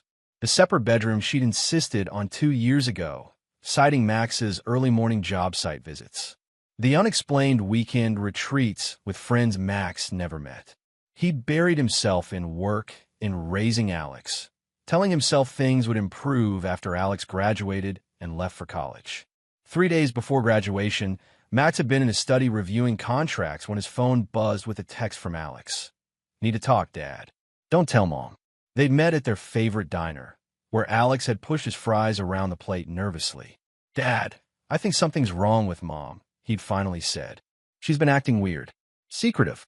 I heard her on the phone saying she can't wait much longer and needs to finalize things." Max had reassured his son, suggesting business matters or perhaps a surprise for graduation. But the conversation had planted a seed of unease that grew as graduation approached. The night before the ceremony, Victoria had announced that her family would be attending in full force. "My mother wants to sit front and center," she'd said, not meeting his eyes. "She's bringing Uncle Howard and Aunt Liz too." "No problem," Max had replied, distracted by pricing a new development project. "As long as we're all there for Alex." He hadn't noticed Victoria's slight smile as she turned away, phone clutched in her hand. That evening, Max had received a strange email from his accountant, a routine notification about a significant withdrawal from their joint account. Thinking it a system error, he made a note to call the bank on Monday. The morning of graduation, Victoria had left early to help set up. Max had arrived alone to find the Barrett family occupying the entire front row, designer outfits, and expensive perfume marking their territory. "Sorry, no room for you," Pamela had said with a thin smile. "Victoria saved these seats for family." The words had hit like a physical blow. For family. As if he weren't family at all. Chapter 2. The Revelation. The high school auditorium hummed with anticipation as families filed in for the graduation ceremony. Banners proclaiming "Congratulations, Class of 25," hung from the rafters, and the stage was decorated with the school's blue and gold colors. Max nodded stiffly at his mother-in-law's dismissal and retreated to find a seat near the back. From there, he could see Victoria in the front row, her sleek blonde bob freshly styled, whispering something to her sister Liz. They both glanced back at him and laughed. Principal Hoffman began the ceremony with a speech about bright futures. Max barely heard him, instead watching his wife. 20 years of marriage, and suddenly she felt like a stranger. She kept checking her phone, smiling at texts. When Alex's name was announced as valedictorian, Max's chest swelled with pride. The boy looked so grown up in his cap and gown, confident as he approached the podium. Unlike Victoria's natural blonde, Alex had inherited Max's darker features, strong jaw, intense brown eyes that missed nothing. "Thank you, Principal Hoffman," Alex began. "Today marks not just an end, but a beginning. We stand at the threshold of our futures, shaped by those who believed in us." Max watched his son command the audience with natural charisma. The boy had his determination, but possessed a polish Max had never acquired. "I want to thank the one person who never gave up on me," Alex continued, his voice firm. "Dad, could you stand?" Surprised, Max rose as applause filled the auditorium. Victoria's smile faltered as she turned, seemingly noticing him for the first time. "My father taught me that character isn't built on words, but actions," Alex said. "He showed me that real strength comes from integrity and perseverance." Max felt a lump in his throat as he nodded at his son, pride mingling with confusion at the intensity in Alex's eyes. "And now," Alex continued, his tone shifting, "I'd like to share something I found on Mom's phone last night." The audience went silent. Victoria's face drained of color as she clutched her purse. She half rose, then froze as Alex pulled out a folded document from his pocket. "I wasn't snooping," Alex explained, his voice tight. Mom asked me to find her reading glasses. When I picked up her phone to call it, a notification appeared. He unfolded the paper. It was divorce papers, already signed and dated yesterday. Gasps rippled through the audience. Victoria sank back in her seat, her sister gripping her arm. But that wasn't all. Alex continued, his voice growing harder. There were messages to someone saved as TR about plans for after graduation, about how they'd finally be free. Max stood frozen, the pieces clicking together with sickening clarity. And then Alex said, "I found this." He tapped his phone, and suddenly the auditorium speakers blared with Victoria's recorded voice. "Once the divorce is filed, Max won't know what hit him. Tom's lawyer says we can get at least half the business since Max can't prove I wasn't instrumental in its success. The prenup is useless." "Alex!" Victoria screamed, lunging toward the stage. "Stop this right now." But Alex wasn't finished. He pressed another button, and a photo appeared on the graduation slideshow screen behind him. Victoria, wrapped in the arms of a man Max recognized immediately. Thomas Reed, his former business partner who'd left the company 3 years ago. "The truth deserves to be heard," Alex said, his voice breaking. "Dad deserves to know before he's blindsided." Principal Hoffman hurried to the stage, attempting to regain control of the ceremony as murmurs erupted throughout the auditorium. Victoria's family closed ranks around her, Pamela shooting daggers at Max, as if he were somehow responsible for the scene. Max stood immobile, watching as his life imploded in public. 20 years. 20 years of marriage, ending not in a private conversation, but in a public execution. His eyes locked with Victoria's across the distance. For a moment, he saw not defiance, but fear in her expression. Good. Chapter 3. Scorched Earth. The hours following the graduation ceremony passed in a blur for Max. He remembered Principal Hoffman cutting the ceremony short, remembered the pitying glances from other parents, remembered Victoria being hustled away by her family without so much as a backward glance. Alex had found him in the parking lot, still in his graduation gown. "I'm sorry, Dad," he'd said, voice raw. "I couldn't let her blindside you. They were planning to serve you papers tonight at what was supposed to be my graduation dinner." Max had embraced his son tightly. "You have nothing to apologize for." Now, 3 hours later, Max sat in his home office, a glass of whiskey untouched beside him as he methodically reviewed financial records. The house was silent. Victoria hadn't returned, and Alex had gone to stay with his best friend Carson's family for the night, giving Max space. The betrayal cut deep, but something colder was taking hold in Max's chest. Something calculating. His phone rang. Gregory Winters, his attorney and poker buddy of 15 years. "Max, I heard what happened," Greg said without preamble. "Victoria's lawyer already called me. Thomas Reed's involved." "Tom," Max said flatly. "My former partner, and apparently my wife's current one. They're moving fast," Greg continued, "filing first thing Monday morning. They're going after the company," Max claiming she was an instrumental silent partner all these years. Max laughed, a sound devoid of humor. "She's never set foot in my office except for the Christmas party. There's more. They've been planning this for months. Victoria's transferred nearly $300,000 from your joint accounts gradually over the past year. And Reed's firm just won the Westridge development bid, the one you were counting on." Max's eyes narrowed. The Westridge project, a $40 million downtown revitalization his company had been pursuing for months. The pieces were falling into place. Tom had inside information from Victoria, had used it to undercut Max's bid. "What do they expect me to do? Roll over?" "Apparently," Greg said, "the amount they're demanding in the settlement is substantial. They seem to think you'll want to avoid a messy public court battle. After today's graduation ceremony, that ship has sailed," Max replied. "Greg, I need you to secure everything. Business accounts, personal accounts, property deeds. Lock it all down tonight." "Already on it," Greg assured him. "But Max, Victoria's family has connections throughout this town. Judge Barrett, her uncle, I know." Max's voice was steel. "They think they've won already. What are you going to do?" Max looked at the photographs on his desk, his parents in front of their modest home, himself breaking ground on his first development, Alex's fishing trophy. Conspicuously absent. Any photo of Victoria. I'm going to burn their world to the ground, Max said quietly. But first, I need information. All of it. How long? What they've taken? Who else is involved? Max, I built everything I have from nothing, Greg. I can do it again if I have to. But they don't get to take what's mine without consequences. After hanging up, Max opened his laptop and began making a list. Names, dates, possible allies, definite enemies. The Barrett family had always considered him an outsider, unworthy of their precious daughter despite his success. They'd tolerated him as Victoria's unfortunate choice.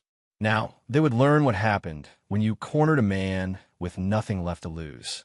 His phone buzzed with a text from an unknown number. I have information you need.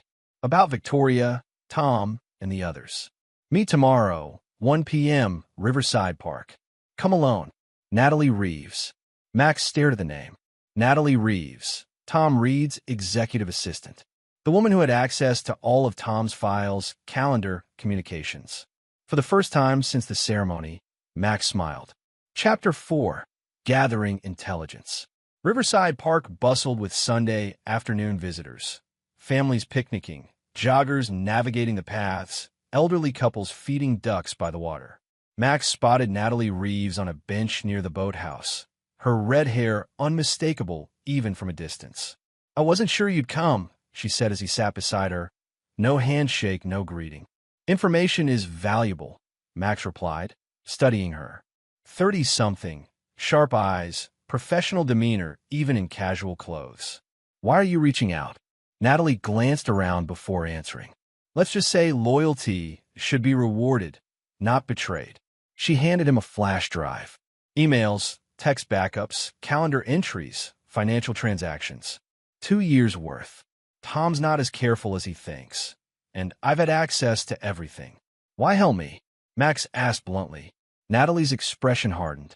I joined redevelopment when Tom started it after leaving your company. He promised me equity, a partnership track. Last month, I discovered he's been paying me 30% less than my male counterparts. When I confronted him, he laughed and said I should be grateful for the opportunity. Max nodded slowly. And Victoria? She's been coming to the office for at least 3 years. After hours, weekends.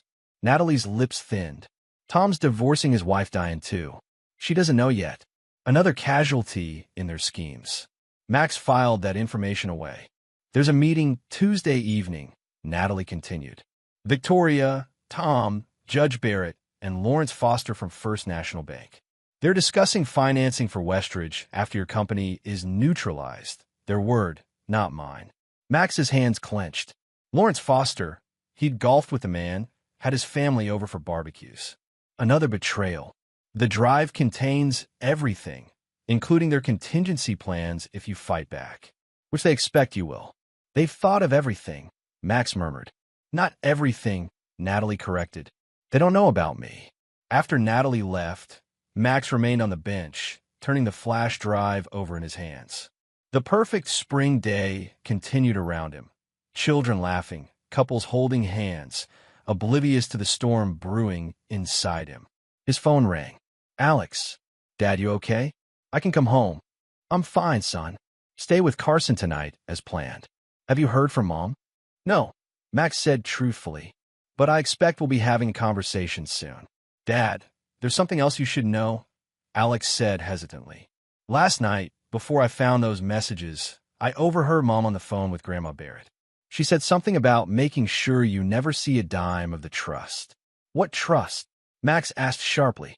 I don't know, but they mentioned Grandfather Barrett's estate. Max thanked his son and hung up, mind racing. Victoria's father, Harold Barrett, had died 3 years ago. The man had never warmed to Max, but they'd maintained a cordial relationship. What trust was Victoria referring to? On his way home, Max drove past redevelopment's office building. A light was on in the top-floor corner office. Tom's office. Max slowed, noting the silver Audi in the otherwise empty parking lot, Victoria's car. Sunday afternoon work session. His stomach churned with disgust. At home, Max inserted Natalie's flash drive into his computer and began reading. The scope of the betrayal was breathtaking. Victoria and Tom's affair had begun 4 years ago, not long after Tom had left the company. They'd been planning this coup for at least 2 years, undermining Max's business relationships, siphoning information about bids and projects, methodically preparing to dismantle everything he'd built. But the most shocking revelation came in email from Judge Barrett to Victoria from 6 months ago. The trust stipulation is clear. If Max contests the divorce or threatens the family reputation, we can invoke Clause 14b. Harold may have included him as a beneficiary, but the moral turpitude clause gives us leverage. Once the divorce is filed, the family trust allocation reverts to you entirely. Max leaned back, stunned. Harold Barrett had included him in the family trust? Victoria and her family had concealed this from him for 3 years, all while planning to cut him out entirely. Just then, the front door opened. Max closed the laptop and moved to the hallway.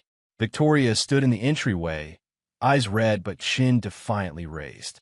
"I'm here to collect some things," she announced, as if entering a stranger's home. "By all means," Max replied coldly. "Though I'm curious which things you consider yours, considering you're trying to take everything." Victoria flinched. "You have no idea what you're talking about. And Alex had no right to tell me I was about to be ambushed, to warn his father about a conspiracy." Max stepped closer. "How long, Victoria? How long have you and Tom been planning this?" "This isn't about Tom," she snapped. "The Westridge Project. My clients. The Barrett Trust Fund I never knew about. All coincidences." Victoria's composure cracked. "You were never supposed to be included in Daddy's trust." It was his senility talking. "That money belongs to our family." "And what am I?" Max asked quietly. "An outsider who got lucky," she hissed. "My mother was right about you all along. Crude. Unrefined. You never belonged in our world." Max nodded slowly. "Then I'll build my own." "But Victoria?" He stepped closer, voice dangerously soft. "You and Tom and your entire family are about to learn what happens when you corner someone with nothing left to lose." Fear flickered across her face before she masked it with contempt. "Threats won't help your case, Max. We have everything in place. By this time next week, you'll be lucky to keep this house." After she left with her suitcases, Max returned to his office and picked up the phone. "Greg, I need you to find someone. Diane Reed, Tom's wife. And I need everything you can get on Barrett Family Holdings, particularly Harold Barrett's trust." The game was changing. Max wasn't just fighting to keep what was his anymore. He was declaring war. Chapter 5, Alliance Formation. Diane Reed's house was smaller than Max had expected. A modest tutor in the older part of town, well-maintained but lacking the ostentation of new money. The woman who answered the door bore little resemblance to the confident socialite he remembered from company parties years ago. Her blonde hair was pulled back in a simple ponytail, her face free of makeup, eyes shadowed with exhaustion. "Max Donovan," she said, surprise evident. "I didn't expect. Please come in." The living room featured moving boxes stacked against one wall. A half-empty bookshelf. Signs of a life being dismantled. "You're moving," Max observed. "Downsizing," Diane corrected, offering coffee which Max declined. "The house goes on the market next week. Tom says the maintenance is impractical now that it's just me." Max noted the bitterness in her voice. "You've heard about the graduation ceremony?" "Small town," Diane replied with a humorless smile. "Though Tom's version likely differs from reality. He hasn't told you about the divorce yet," Max said. "Not a question." Diane's hand trembled slightly as she set down her mug. "How did you?" "The same way I know about the Westridge Project. About Victoria. About the Barrett Trust Fund." Max held her gaze. "I know everything, Diane. And I suspect you do too." Silence stretched between them. Finally, Diane moved to a desk drawer and withdrew a thick folder. Bank statements. Property transfers. Evidence of, what do they call it? Dissipation of marital assets. She pushed the folder toward Max. "Tom thinks I'm still the naive faculty wife he married 15 years ago. He forgets I teach forensic accounting." Max raised an eyebrow. "You've been gathering evidence." "For over a year," Diane confirmed. "But evidence means nothing without leverage.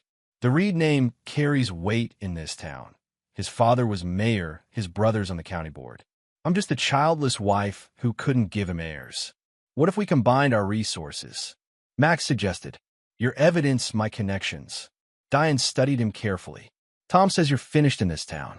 That by next month, redevelopment will control the Westridge project and most of your former clients. Tom's overconfident, Max replied. Always has been. What are you proposing? An alliance. My attorney's already freezing assets and preparing countersuits. Your information could be invaluable. And what do I get in return? Max smiled grimly. What we both want. Justice. And enough financial security that neither of us ever has to worry about the Reed or Barrett families again. By that evening, Max had expanded his alliance. Gregory Winters had connected him with Sophia Patel, a forensic investigator specializing in financial fraud. Natalie Reeves continued providing insider information from redevelopment, and Diane had introduced him to her brother, Benjamin Harlow, a local news editor with a particular interest in corruption stories. They gathered in Greg's office after hours, spread across the conference table.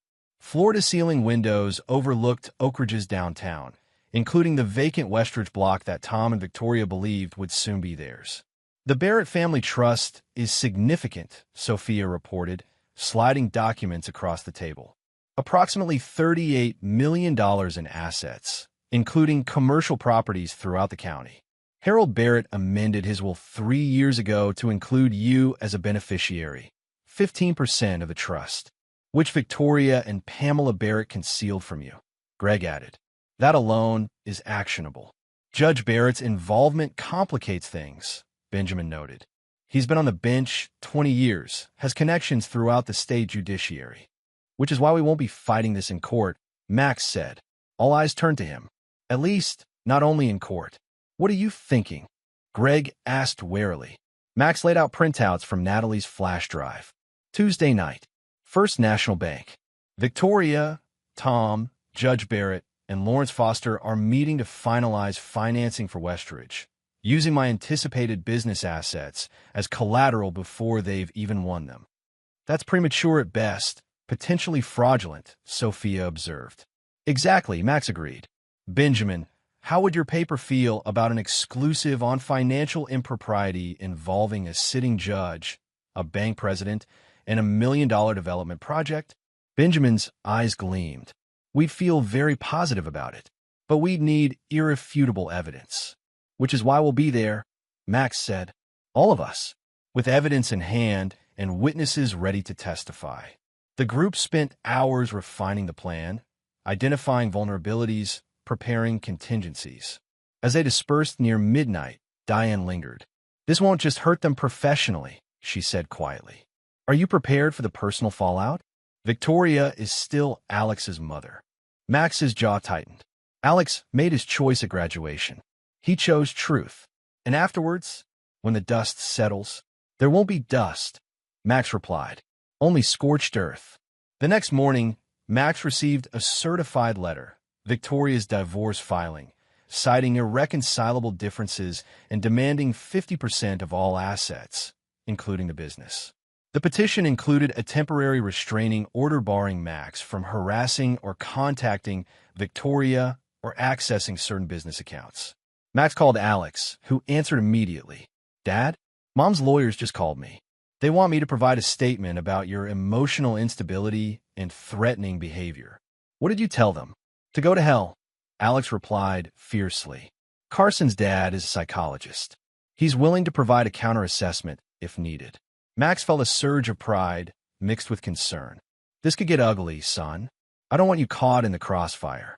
I'm already in it, Alex said firmly. And I choose your side.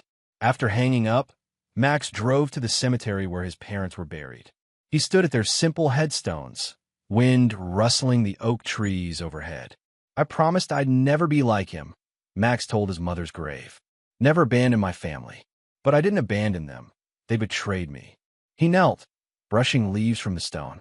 I'm about to do things you might not approve of, but I can't let them win. Not after everything we sacrificed. As he stood to leave, his phone buzzed with a text from Natalie. Emergency meeting called at redevelopment. Victoria arrived in tears. Something about Harold Barrett's trust. They know you're onto them. Max smiled grimly as he walked back to his car. The game was accelerating. Chapter 6: The Strike. First National Bank's executive conference room occupied the top floor of Oak Ridge's tallest building. Glass walls offering panoramic views of the town Max had helped rebuild over 20 years. From the adjacent rooftop garden where Max now stood with Benjamin Harlow, they could see directly into the room while remaining hidden behind decorative greenery. "They've arrived," Benjamin murmured, adjusting his camera lens. Inside, Lawrence Foster greeted Victoria, Tom, and Judge Barrett with handshakes and smiles. The banker's silver hair caught the evening sunlight as he gestured toward the presentation materials arranged on the conference table. Max checked his watch. "Natalie, in position," came the reply through his earpiece. Audio recording devices activated under table positions 2 and 5. "Diane, lobby security has the documentation. They're reviewing it now." "Sophia, financial evidence packets delivered to board members' homes 30 minutes ago. 3 have already called emergency meetings with their attorneys." Max nodded, satisfaction coursing through him. "Gregory, Judge Watkins signed the emergency injunction 10 minutes ago. Sheriff's deputies are en route. ETA 12 minutes. Everything was in place. The trap set." Inside the conference room, Tom Reed stood to begin his presentation, pointing to renderings of the Westridge development. Max's development, stolen and rebranded with the Reed Development logo. Victoria sat beside him, her hand occasionally brushing his arm. Their conspiracy now in the open. "Showtime," Max murmured. Benjamin's camera clicked rapidly, capturing Judge Barrett nodding approvingly at financial projections that hinged on assets they didn't yet possess. Lawrence Foster making notes on documents that presumed the transfer of Max's company valuation to secure the financing. Natalie's voice came through the earpiece. "They're discussing the Barrett Trust now. Judge Barrett is confirming that Max's portion has been successfully redirected to Victoria through the morality clause." Max's jaw tightened. Betrayal upon betrayal. Suddenly, the conference room door opened. A bank security officer entered, followed by Diane Reed and Sophia Patel. The conversation inside halted abruptly. "Right on schedule," Max said with grim satisfaction. Through the glass, they watched Tom rise, face contorting with anger as he confronted his wife. Judge Barrett moved toward Sophia, who calmly handed him a document that made him sink back into his chair, face ashen. "What's happening?" Benjamin asked, still photographing. Sophia just served Judge Barrett with evidence that he deliberately concealed trust assets from a beneficiary, a felony in this state.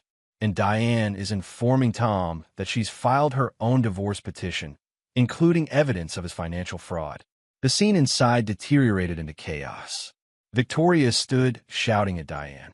Tom jabbed a finger at the security officer, who remained impassive. Lawrence Foster frantically gathered documents, face pale with panic. Max's phone vibrated. A text from Gregory. "Deputies arriving now. Injunction being served. Exit via east stairwell."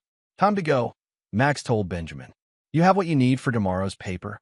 The editor grinned. "Front page, guaranteed. Conspiracy to defraud. Judge, banker, and developer caught in act." As they left, Max glanced back for one final look. Victoria had collapsed into a chair, mascara streaking her cheeks. Their eyes met through the glass, and Max saw the moment she realized the architect of her downfall had been watching all along. He turned away without acknowledgement and descended the stairs. The next 48 hours unfolded with the precision of a masterfully orchestrated symphony. Benjamin's explosive front-page story sent shockwaves through Oak Ridge. Judge Barrett announced an immediate health-related leave of absence. Lawrence Foster was placed on administrative leave pending an internal investigation. Reed Development's Westridge financing collapsed as investors withdrew support. Max sat in his home office, watching local news coverage of Tom Reed being escorted from his building, jacket pulled over his face to avoid cameras. Victoria hadn't been seen publicly since the bank meeting. According to Alex, she'd retreated to her mother's estate, refusing all calls. Greg arrived with a bottle of scotch and 2 glasses. Preliminary injunction granted. All transfers from the Barrett Trust frozen, pending investigation. Your company assets secured. Max accepted the drink, but didn't celebrate. And the Westridge project? The city council's reconsidering all bids in light of the scandal. With redevelopment imploding, you're positioned as the stable, ethical alternative. Make sure Natalie Reeves gets that VP position we discussed, Max reminded him. And that Diane Reed receives the consulting contract. Greg nodded, studying his friend with concern. This is just the beginning, you know. Victoria's lawyers will regroup. The Barrett family has resources we haven't even touched. Let them come, Max replied calmly. This was just the opening move. Later that evening, as rain pattered against the windows, Max's doorbell rang. Victoria stood on the porch, rainwater dripping from her hair, makeup smudged, designer clothes rumpled. You've destroyed everything, she said, voice raw. No, Max corrected. I've merely returned what was taken from me. Your family, Tom. You all conspired to strip me of everything I built. It wasn't supposed to happen like this, Victoria insisted. If you just agreed to a reasonable settlement. You mean surrender. Max, please. My mother's had a stress-induced collapse. Uncle Howard might be disbarred. Everything we've worked for. Everything I've worked for, Max interrupted coldly. While you were planning my destruction with Tom Reed. Victoria's facade cracked further. What do you want? To humiliate me more? To take everything? I want exactly what you and Tom and your family wanted. Max replied simply. Everything that's rightfully mine. Nothing more, nothing less. And us? 20 years of marriage. Max studied the woman he'd once loved, searching for any remnant of the person he'd built a life with. He found nothing. There is no us, Victoria. You ensured that the moment you conspired with Tom, the moment you hid my rightful inheritance, the moment you planned to ambush me at our son's graduation dinner. Victoria's shoulders slumped in defeat. You've won, then? No, Max said, already closing the door. I've merely survived. The winning comes next. As Victoria turned to leave, Max called after her. The Barrett family has 1 week to offer a complete settlement acknowledging my full entitlement to the trust. After that, what happened today will seem like a gentle warning. The door closed on her stunned expression. Chapter 7. Counterattack. 1 week passed with no word from the Barrett family or their attorneys. Max used the time strategically, consolidating his position. Natalie Reeves had been installed as Chief Operations Officer of his rebranded company, Donovan Construction and Development. Diane Reed provided financial consultation, her expertise helping restructure the company's assets to insulate them from future attacks. The Westridge project remained in limbo as the city council investigated the bidding process, but Max had already moved on to 3 smaller developments, ensuring his business continued to thrive despite the turmoil. Alex had returned home, throwing himself into summer work at the company before starting college in the fall. Father and son had grown even closer through the crisis, spending evenings discussing business strategy or working on their motorcycle restoration project. Have you heard from Mom? Alex asked one evening in the garage, hands greasy from adjusting the carburetor. No, Max answered honestly. Have you? She calls daily, texts constantly, so she can explain everything if I'll just meet her. Alex wiped his hands on a rag. I haven't responded. Max studied his son's profile, so reminiscent of his own at that age. She's still your mother, Alex. Whatever's happened between us doesn't change that. It changes everything, Alex countered. She was willing to destroy you, to lie to me my entire life. How can I trust anything she says now? Before Max could respond, his phone rang. Gregory Winters. The Barrett family attorney called. Greg reported. They want a meeting. Tomorrow, their offices, 10 a.m. After I gave them a 1-week deadline? Not happening, Max replied. Our offices. 9 a.m. Non-negotiable. The following morning, the Barrett family contingent arrived precisely at 9 a.m. Pamela Barrett, thin and regal despite recent events. Judge Howard Barrett, his typical confidence diminished. Their attorney, Willis Montgomery, an elder statesman of Oak Ridge legal circles. And Victoria, pale but composed in conservative business attire. Conspicuously absent, Thomas Reed, who, according to Natalie's intelligence, was frantically trying to shore up his collapsing company while fighting Diane's increasingly aggressive divorce proceedings. Max had arranged the conference room strategically.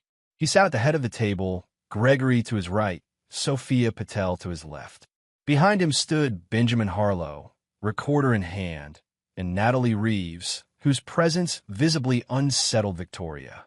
"Thank you for coming," Max began formally. "I understand you have a settlement proposal." Willis Montgomery cleared his throat. "Before we begin, Mr. Donovan, we must insist that members of the press not be present during privileged settlement discussions. Mr. Harlow is here as my personal media consultant," Max replied smoothly. "Ms. Reeves as my chief operating officer. Both have signed confidentiality agreements." The message was clear. Max would dictate terms, not the Barretts. Montgomery placed a document folder on the table. "We are prepared to offer a complete settlement of all outstanding matters between the Donovan and Barrett families." Max didn't reach for it. "Summarize the key points. The Barrett family acknowledges your entitlement to 15% of Harold Barrett's trust, approximately $5.7 million in assets. Mrs. Donovan is willing to forego any claim to Donovan Construction in exchange for the family home and a one-time settlement of $2 million. Max exchanged glances with Gregory, who gave an imperceptible nod. "Inadequate," Max stated flatly. "The trust percentage is correct, but your valuation is outdated. Current market value of the trust assets exceeds $45 million. Pamela Barrett's thin face flushed with anger. "Preposterous." Sophia Patel slid a financial analysis across the table. "The Barrett Commercial Properties portfolio alone is worth $28 million as of last quarter's assessment. The Lakeshore development adds another $12 million. Investment accounts approximately $5 million. And then there's the matter of the undisclosed offshore holdings in the Cayman Islands." Judge Barrett's face went slack. Victoria gasped audibly. "How did you—" Montgomery began, then caught himself. "The better question," Max continued calmly, "is why Harold Barrett established those accounts and why they weren't disclosed in the trust documentation." Gregory produced another document. "We've prepared a more accurate settlement proposal. Mrs. Donovan retains her personal property only. All marital assets revert to Mr. Donovan, including the family home.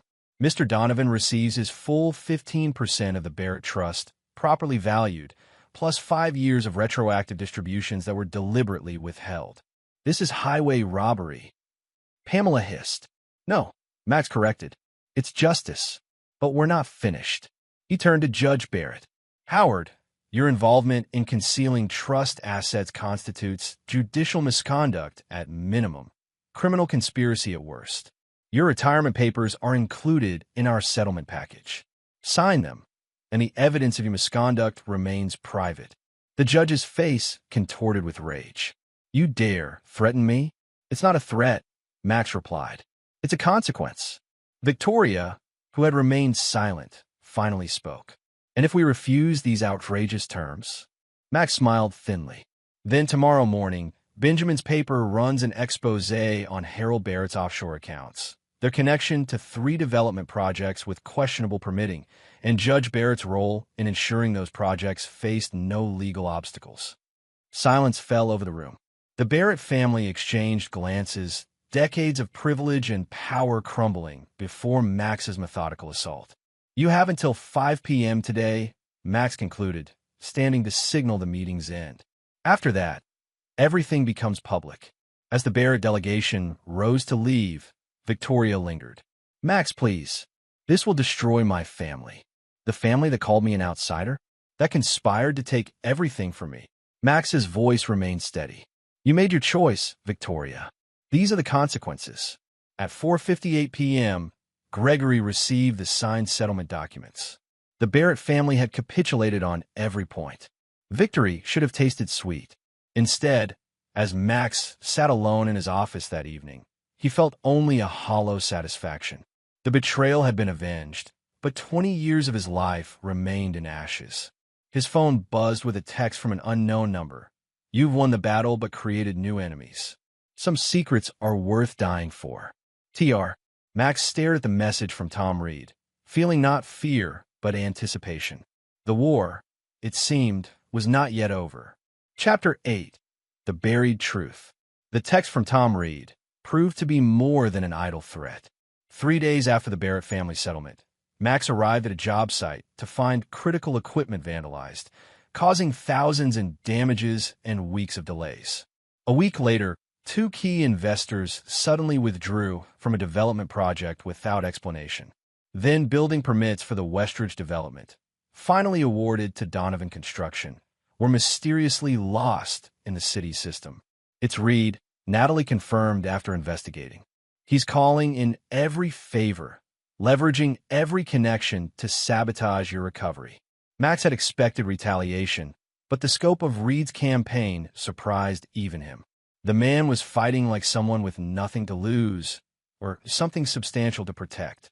There's more to this than a failed affair and business rivalry, Max told Gregory as they reviewed the mounting evidence of interference. Tom's message mentioned secrets worth dying for. What are we missing? The answer came from an unexpected source. Diane Reed requested an urgent meeting at a coffee shop outside town, away from familiar eyes. I found something while clearing out Tom's home office, she said without preamble, sliding a USB drive across the table.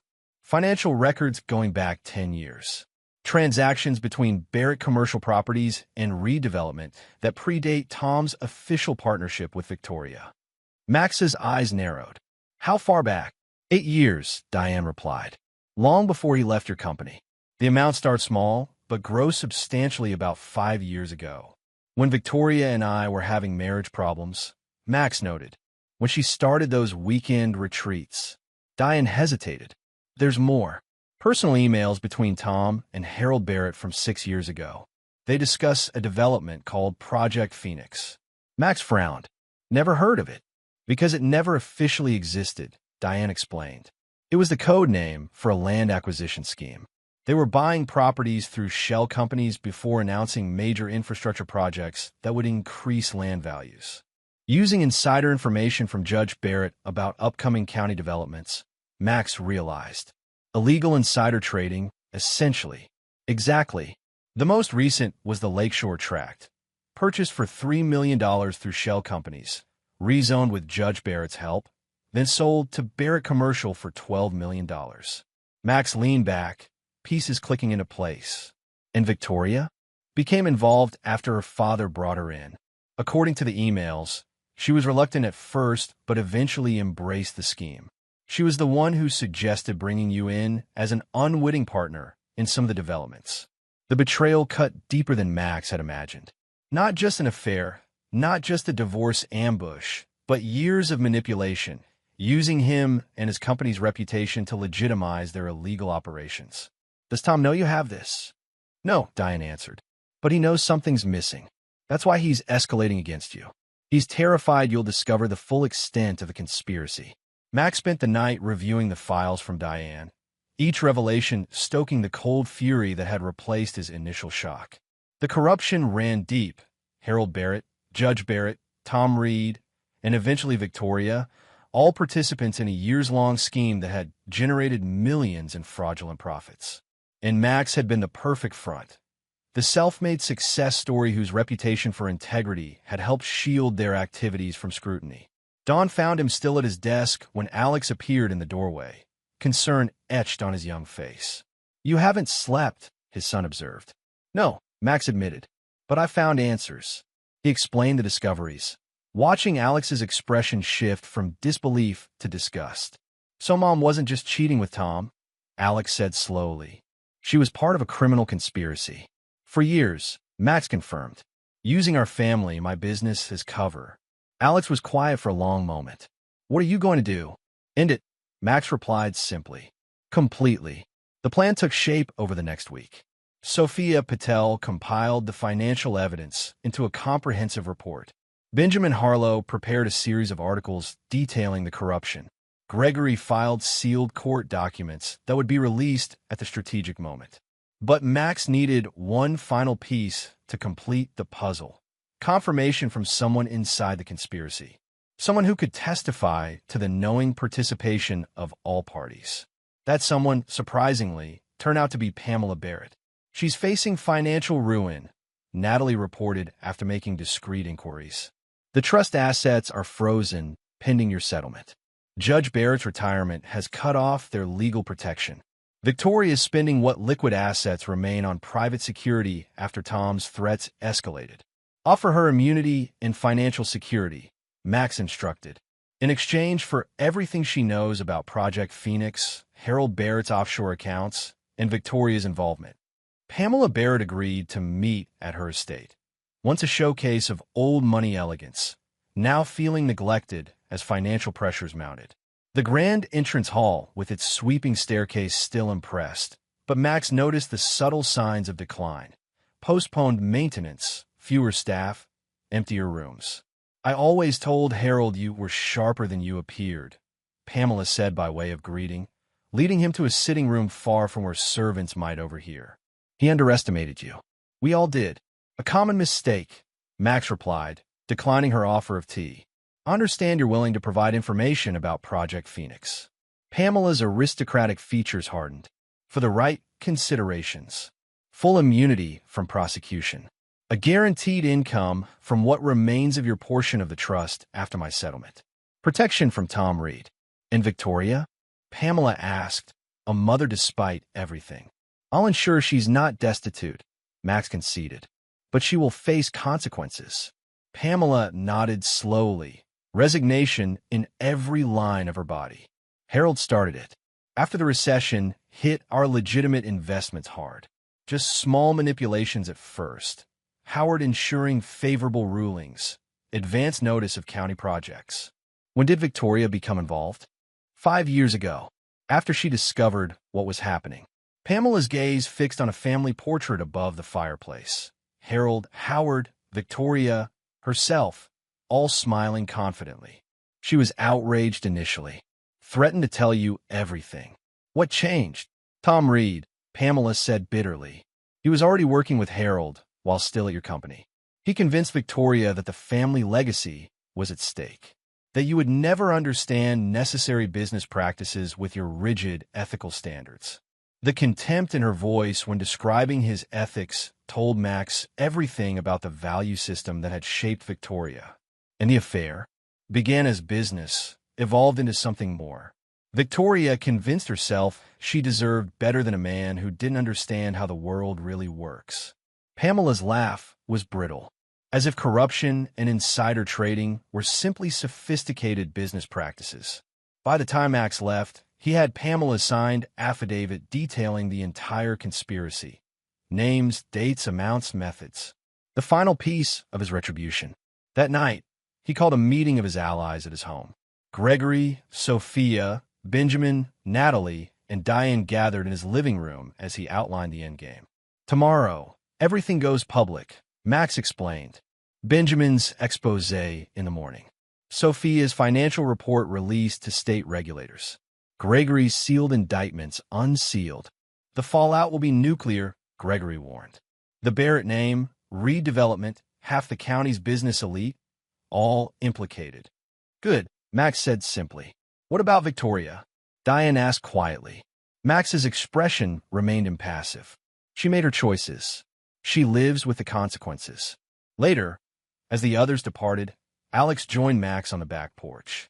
Father and son sat in silence, watching the stars emerge over the property Victoria had tried to take. Will this be enough? Alex finally asked. Will it ever feel finished? Max considered the question carefully.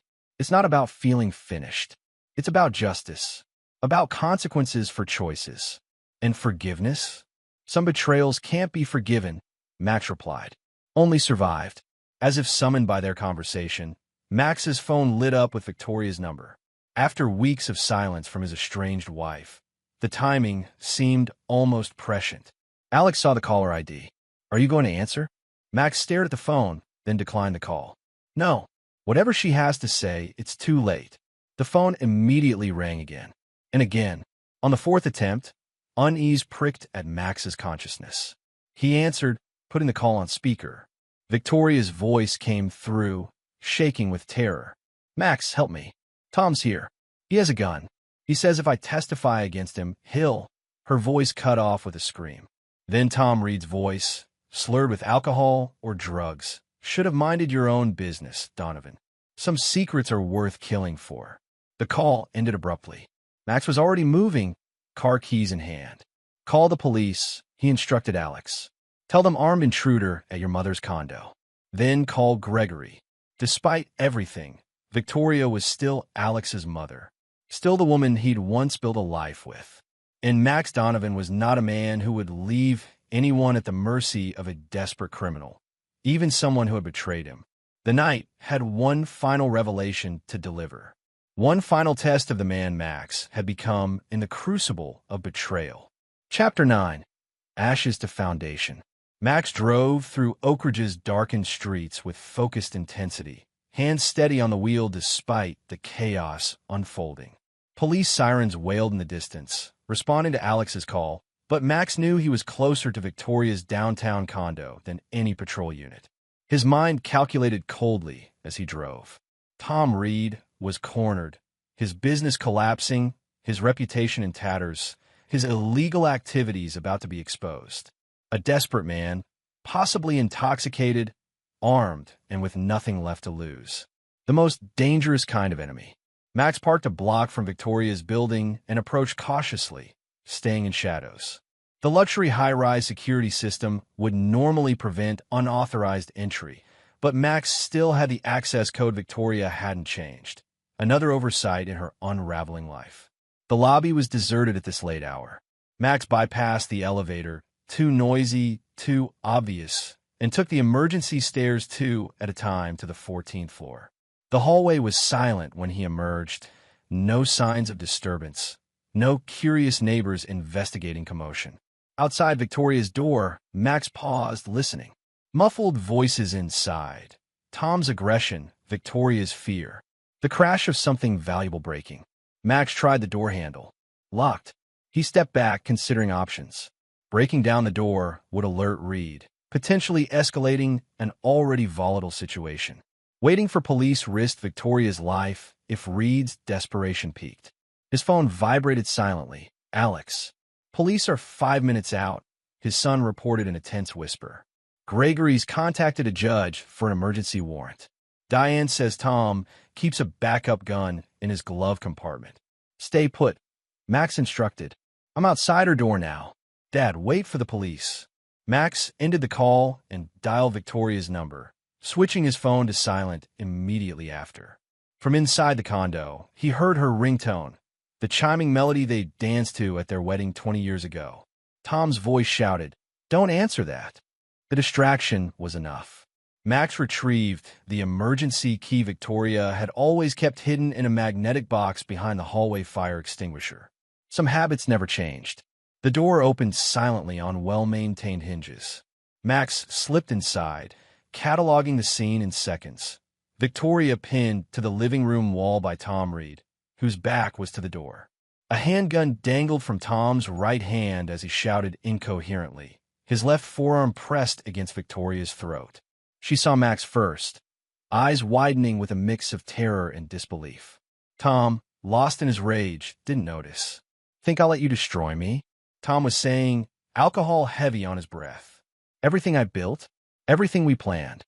Max moved silently across the room, stopping only when he reached an antique floor lamp, a Barrett family heirloom Victoria had always prized. Without hesitation, he grasped its heavy brass base and swung. The impact sent Tom Reed crashing to the floor, the gun skittering under a sofa. Victoria collapsed against the wall, gasping for breath, red marks blooming on her throat. Tom rolled on his back, dazed but conscious, blood seeping from a gash on his temple. Recognition dawned in his eyes as Max stood over him. "Donovan," he slurred. "Should have known you'd play hero." "Not a hero," Max replied evenly, retrieving the gun from under the sofa. "Just finishing what you started." Tom's laugh held no humor. "Finishing? You have no idea what you've stumbled into. The Barretts, the development deals, that's just the surface. There's more. Things that would destroy this whole town if they came out." Victoria pushed herself upright, voice raspy from Tom's assault. He's lying. Max trying to save himself. Am I? Tom challenged, eyes never leaving Max's. Tell him about the Westbrook fire, Victoria. Tell him who really arranged it. Tell him why your father approved developments on land that should have been condemned. Max's grip tightened on the gun. The Westbrook fire, an apartment complex that had burned 8 years ago, killing 3 residents. The investigation had blamed faulty wiring. The property had been redeveloped by Barrett Commercial thereafter. Insurance fraud and involuntary manslaughter, Max realized aloud. Is that what Harold Barrett was hiding in those offshore accounts? Payoffs to inspectors? To investigators? Victoria's face had gone ashen. Max, please. Sirens wailed outside, coming closer. Tom struggled to sit up, blood dripping down his face. You won, Donovan. Destroyed me, destroyed the Barretts. But what will you tell your precious son when he learns his grandfather was a murderer? When he learns his mother knew about it all along? Police pounded on the door, shouting instructions. Max looked at Victoria, this stranger he'd once loved, mother of his child, complicit in corruption beyond what he'd imagined. Max, Victoria whispered, reaching for him. It wasn't supposed to be like this. No one was supposed to get hurt in the fire. I never knew until after. Save it for your statement, Max said, stepping away from her touch. Tell the police everything, Victoria. Every last detail. Or I'll make sure Alex knows exactly what his Barrett heritage really means. The police burst in, weapons drawn, shouting commands. Max carefully placed the gun on the floor and raised his hands. He saved my life, Victoria said immediately, pointing at Tom. He's the one who broke in with a gun. Max stopped him. Hours later, after police statements and medical examinations, Max sat in his car outside the police station. Gregory had handled the legal complexities, ensuring Max faced no charges for his intervention. Tom Reed had been arrested for breaking and entering, assault, illegal possession of a firearm, and a host of other charges that would keep him in prison for years.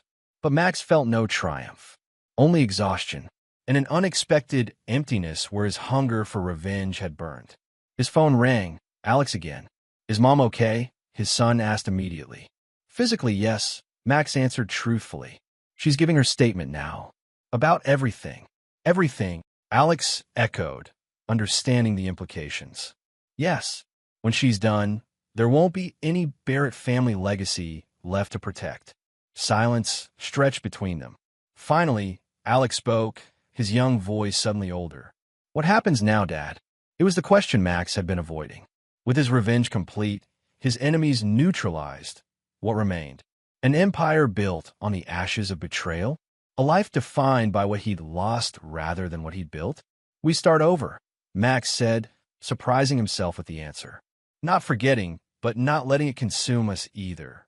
3 months later, Max stood on the grounds of the newly renamed Phoenix Heights development, formerly the Westridge Project. Construction crews swarmed across the site, transforming abandoned buildings into what would become a mixed-use community with affordable housing at its core. Diane Reed had been instrumental in the redesign, her financial insights helping create a project that would generate profits while serving the community. Natalie Reeves oversaw operations with impressive efficiency. Benjamin Harlow's newspaper had become a champion for transparency in local government following his Barrett expose. Victoria had avoided prison by cooperating fully with authorities, revealing the extent of the Barrett family's corruption. She'd moved to another state, maintaining limited contact with Alex through carefully monitored video calls. The divorce had been finalized without contest. Judge Barrett had not been so fortunate. Facing multiple federal charges, he'd accepted a plea deal but still faced years in prison. Pamela Barrett, true to her aristocratic roots, had fled to Europe before charges could be filed, leaving behind the family name and fortune she'd once valued above all else. Mr. Donovan, a young architect approached, plans in hand. We've finalized the community center design. It incorporates those changes you suggested for the youth programs. Max reviewed the drawings and nodded approval. Perfect. And the scholarship fund? The Donovan Foundation paperwork is complete. The first scholarships will be awarded next fall. Alex joined them, having deferred college for a year to work alongside his father in rebuilding not just the business, but its purpose. At 18, he carried himself with a confidence beyond his years, tempered by the harsh lessons of the past months. The Barrett name will represent something different now. Alex had told Max when they decided to create the foundation using a portion of Max's trust inheritance. Something built rather than taken. As the architect departed, father and son stood surveying the construction site, a metaphor for their own reconstruction after the earthquake of betrayal. Any regrets? Alex asked quietly. Max considered the question carefully. The revenge he'd executed had been complete, devastating to those who'd betrayed him. He'd shown no mercy, accepted no excuses, forgiven no transgressions. He'd reclaimed everything taken from him and more. Yet the victory had revealed a truth he hadn't expected. The man who emerged from vengeance was not the same man who had entered it. Harder in some ways, perhaps wiser in others. No regrets, Max answered finally. Just lessons about what to build next and who to build it with. As they walked back toward the construction trailers, Max's phone buzzed with a text from Gregory. Final Barrett property auction complete. Trust dissolution finished. It's officially over. Max read the message, then deleted it without responding. Some chapters needed to be closed completely. The sun set over Phoenix Heights, casting long shadows from the steel frameworks rising from what had once been ruins. Not just a development, but a statement that from destruction could come creation. From betrayal, purpose. From endings, new beginnings. Max Donovan had lost a life built on false foundations. But in its place, he was constructing something stronger. Something true. Not forgiveness. Never that. But perhaps, finally, freedom. And there you have it. Another story comes to an end. What did you think? I'd love to hear your thoughts in the comments below. If you enjoy this story, consider joining our community by subscribing. It means the world to us. For more stories like this one, check out the recommended videos on screen. And I'll see you there.